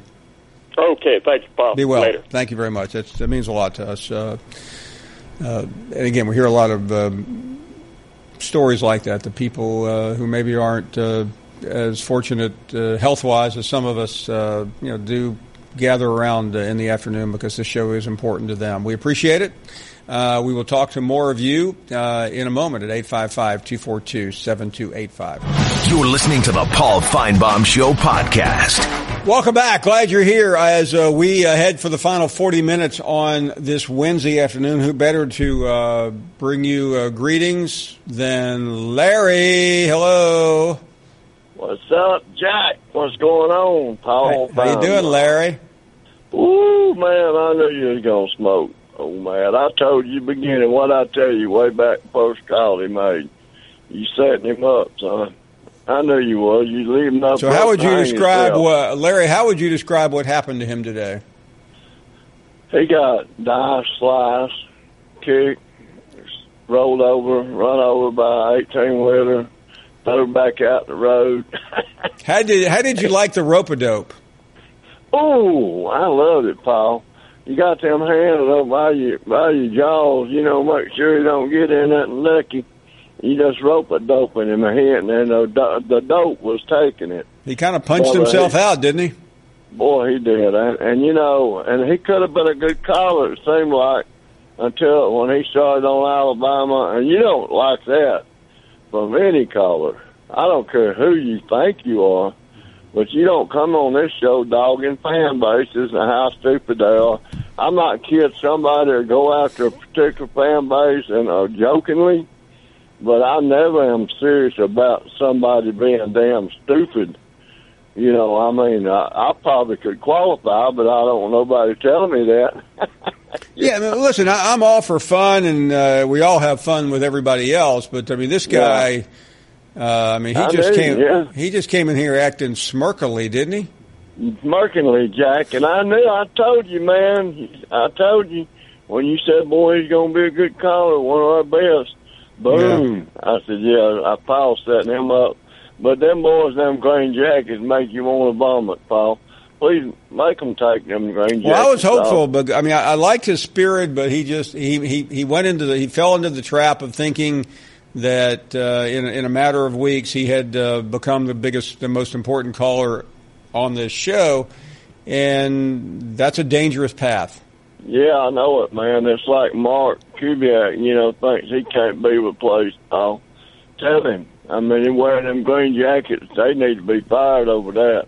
Really? You think so? Yeah, man. Mark needs to be run off you need to be fired over this. All right. Sounds like you're a little jealous of my jacket. Yeah, I'd take offense to that as well. What, really, Randy? Well, you're killing yourself hanging with that dummy. You killing yourself. You go out. You ever notice you go out in public now in that green jacket beside him? They people, you don't notice how they look at y'all. Yeah, we'd be the two best-looking people in that group. Yeah, y'all are special. Yes, sir. That's right. That's why we wear the jackets. Only the special ones get to wear green jackets on Masters Week. You want to wear a green jacket. You can't. I was going to give you a green jacket for being the best caller. Our Masters champions of callers, our champion of callers is going to be Larry. And I don't know if you want a green jacket. Come on. You are the champion of callers.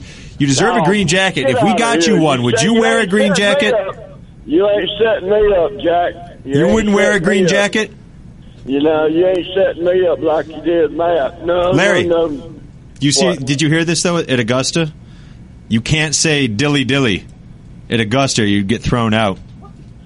You know what dilly-dilly is? Man. No, Bud Light, Jack. That's right. I know. You can't say that. They will throw you out if you say that at Augusta. I think I would pay money to see Larry say dilly-dilly at the Masters. GoFundMe page. Yes. I worked in Augusta, Georgia, brother.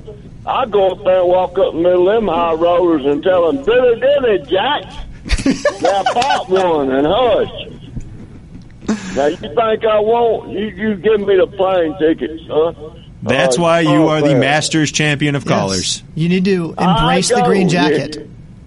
I'll go. I hate people that just won't admit. They probably run around the building and get them a 12-pack of Bud Light out of the convenience store, sucking on them, and then say that. You ain't a man, Jack, till you've knocked down some BLs. That's why nobody can hang with this one. You there? You done hung up on me?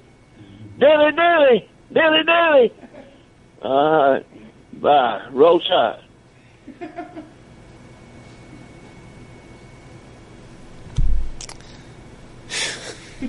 My favorite. Sam is up next in Athens, Georgia. Hello, Sam. Hey, Paul. Hi there. Hey, I've got a quick question for you. I've been watching your show, watching ESPN lately, and I've just got a feeling that people are painting LeBron like he's got nothing better to do right now. Now, let's take a minute and take a look at where this guy is right now. He's fighting to be what? The second seed in the NBA playoffs, maybe the 1 seed. He's getting ready to go into the playoffs. I feel this is more of a Maverick Carter, Spring Hill Entertainment thing. What do you think? I don't know. I don't know LeBron. So, to me, it's first of all, it's not a big deal. He was at a press conference after a game. He answered a question. It's not like he is putting a lot of effort into it. It's getting minimal attention outside of Alabama and Cleveland. So probably not as big a deal for either Saban or LeBron, but the fact that they are two of the better-known sports figures in the world. Right. People are talking. Yeah, I mean, because this is. I mean, LeBron's got some of the best focus, and I mean, he's let's be real, he's one of the best athletes of all time. I just feel like people are painting him as if he's sitting around just looking to pick a fight with a college like Alabama. I don't really feel that way. I think it's more of his company that he's with, not him as much. He's getting ready to go into the playoffs, for God's sake. Yeah, I think you're right. Fair point. We don't hear too many of those on this show. Go ahead, you called in. Fatback is up next. What do you say, Fatback? Hey, Paul, great show today, buddy. Thank you very much. Hey, I got three quick things for you. One, John from Dothan, if you're listening, I grew up in Dothan, graduated at Dothan High School in 1977, and grew up on Sioux Street. You might know where that's at. Oh, sure. Secondly, I want to after this phone call, I'd like for you to put me on hold so you can get my phone number and give it to Larry from Shelby. I'd like to play some golf and do some dilly-dilly with Larry down there in Central Alabama. And thirdly, I was in Memphis today, and you may be aware that it's MLK 50 celebration there today. And I don't know if you caught on PBS last night, they had several hours of MLK, Memphis, the Lorraine Hotel, and it really gave a good background on James Earl Ray, which I never knew where he came from or anything like that. And it was a real informative program. Yeah, Fatback, I've seen a lot of it. By the way, Jimmy, there was an Alabama, Birmingham connection to James Earl Ray. He had lived there. I was a young person in Memphis on this night. It was right around right now. It was 6:01 local time when Dr. King was assassinated, and it's just again, everyone has a line about how passage of time, but it was such an extraordinary moment in history and such an incredibly sad moment, and just to watch all the coverage of it yesterday and today has been haunting about the tragedy that occurred that night and the dream. It wasn't destroyed, but the life of a man was. But fortunately, so many other people were able to carry on his goals and ideals. But still, everyone remembers a tragedy like this through their own prism. Mine was as a 12-year-old. It was pretty hard to handle, especially being so close to where we were. Yeah, and I was raised in Alabama, and I'm 58, and when you're growing up in the 60s and 70s, you don't understand the civil rights struggle that the African Americans went through. But that show I watched last night, it was almost like an epiphany. It finally made me realize what they actually went through to get to where they are. No, and I know it's been played many times, but and I went back and actually read for the first time the speech he gave the night before his death when he prophesied the end.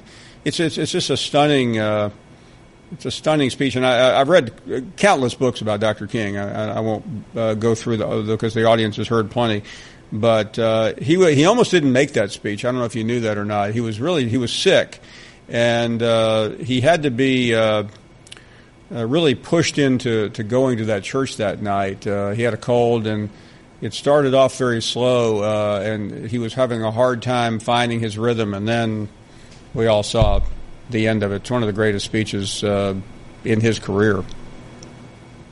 It absolutely was. Well, I'm going to let you run, Paul. Hey, put me on hold. Let me give them my phone number. I will. Crazy Larry can call me. I sure will. Again, for those who weren't exactly sure what we were talking about, it was today is the 50th anniversary of Martin Luther King's assassination in Memphis, as I'm sure most of you have seen throughout the day. We will take a break. More of your phone calls after this. You're listening to the Paul Feinbaum Show podcast. You're not worth a flip. Everyone in the neighborhood knew about Bobby. Bobby, the basketball boy, they called him. Bobby wanted to go pro someday, so he was always out in the driveway shooting hoops. But one day, his mom came out and told him, "Hey, your wife wants you to take out the trash." His mom was visiting, and Bobby was a grown man. He had kind of missed his window. Plus, no one had ever seen him actually make a basket. But on the other hand, Bobby had heard how Geico could save him money on car insurance, so he switched and saved. So it was all good. Welcome back to the program. Glad you are here. And some more phone calls here at 855-242-7285. Patrick is in Tennessee. Welcome to the show, Patrick. Hey, Paul. How you doing today? We are doing well. Thank you. Hey, first-time caller. Been listening to you for a long time. Well, thank you. Thank you very much. I think you sometimes get a bad rap in Tennessee here.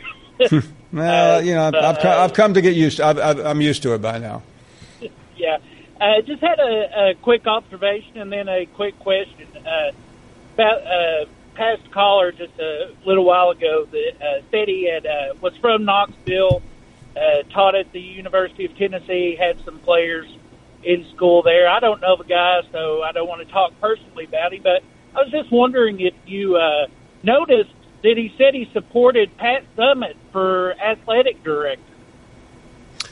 Yeah, that may have been many years ago. Her name was mentioned. I can't remember which change it's been about 15 or 20 years.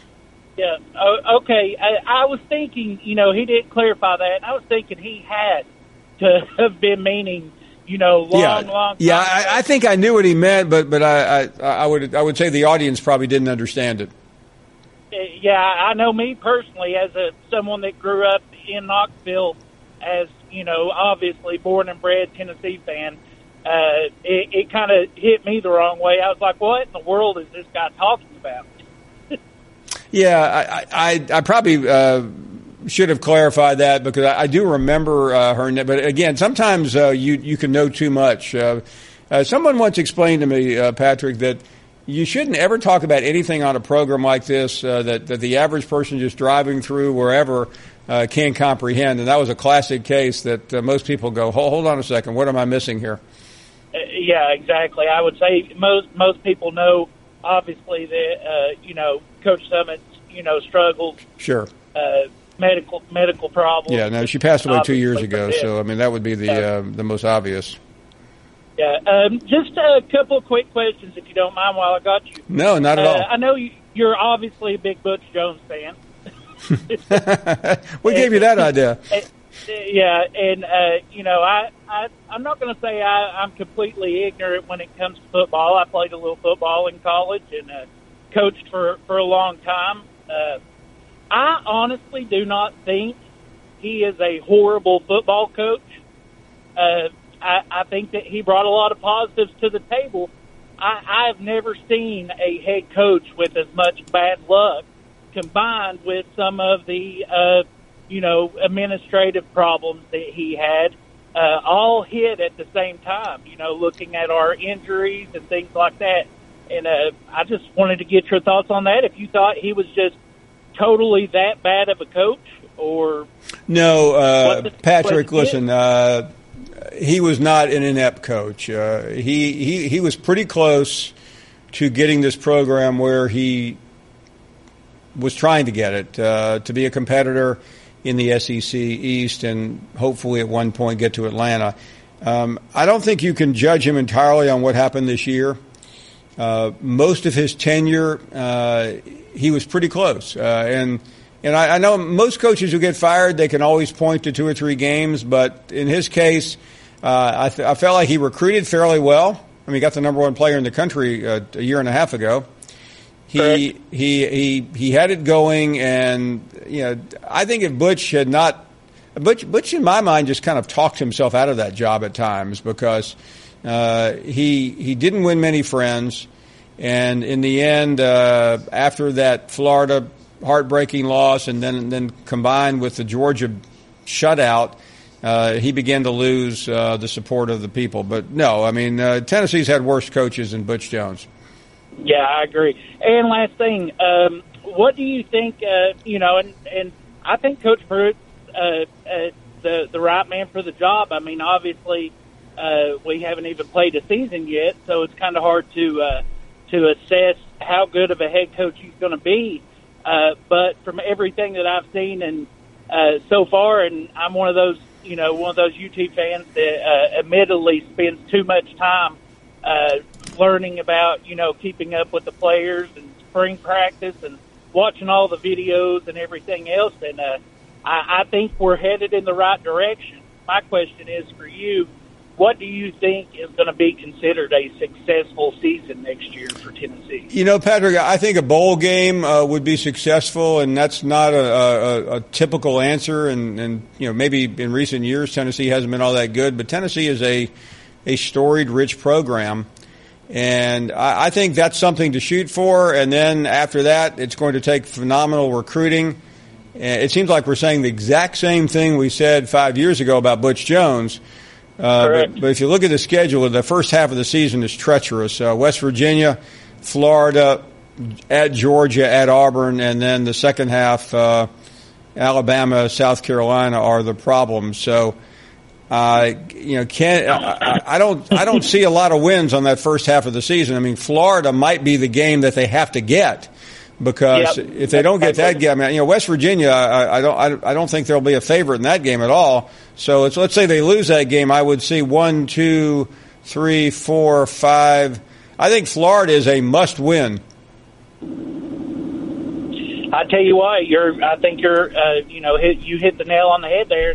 I'm not one for moral victories, but one thing opponents can't ever say about Tennessee is that we run from competition. No. Look at our schedule.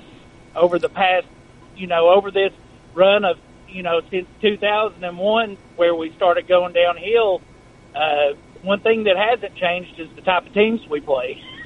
No, and I just think, Patrick, regardless of the record, I think if this team is close, people will feel good. And I know that sounds like a hollow compliment, but thank you for the call. I really like what I've seen, but ultimately, it's going to be Jeremy will win or lose in recruiting, and based on everything I hear, he is going to win in recruiting. I mean, he is a phenomenal recruiter. We'll take a break. Back with more. A few minutes to go on Wednesday. You're listening to the Paul Feinbaum Show podcast. Let's continue as we wind things down. Hal is in Georgia, and you are next up. Hello, Hal. Hey, Paul. Happy belated Easter and Passover. Thank you very much. I guess Mark being in green today, representing the Masters in his heart, he's representing the Irish. But just let him know they're 0-2 against the Dogs. They might have the most recent. How about that, Mark Kubiak? You took some shots at Georgia earlier. No shots, just facts. Yeah, you did. No, I just said that Notre Dame. Paul asked me when the last time Notre Dame won a national championship was. I said 1988. Yeah. 8 years after Georgia won their last one. Yeah. That's very factual. That's factual. Georgia beat Notre Dame this year. Notre Dame. 50,000 of you were there. Yeah, It'll be 60,000 by next year. Who did Georgia beat when it won its national championship, though? It beat Notre Dame. Of course, everyone beats Notre Dame for a national championship. That's true. I mean, when they're always in it. Well, you beating everybody, right? We beat you in 1980, okay, for the national championship. And then we did beat you this year and got beat by Alabama. I want to shout out to Daryl anyway. Go, Daryl. I got your back, baby. Go Dogs. Paul, let me ask you a serious question about Kirby Smart. Where do you see his trajectory, in your opinion, in 1 to 5 years? I mean, there's 2 more assistant coaches at Tennessee, one at Tennessee and one at Florida from the west side. So, what do you? Well, do I mean, first of all, it's gotten more difficult. Jeremy Pruitt will be more difficult Absolutely. than he did great at Georgia. He's also got Will Muschamp, who has rejuvenated his career. Absolutely. So I think the East has gotten a lot better, significantly better. But I still think Kirby has a system in place that is going to be ahead of most other schools. Florida would be the exception because of the recruiting base to the state of Georgia and the fact that Georgia is a standalone university in that state. I don't consider Georgia Tech a legitimate competitor. No, me either. I'm going to predict, though, this year, Tennessee and Florida are going to be a lot better than everybody's just kind of saying, but they're going to be better. But my thought is here, we had Mark Richt for 16 years, I think it was. It was 15 or 16, okay? And he just couldn't get that championship.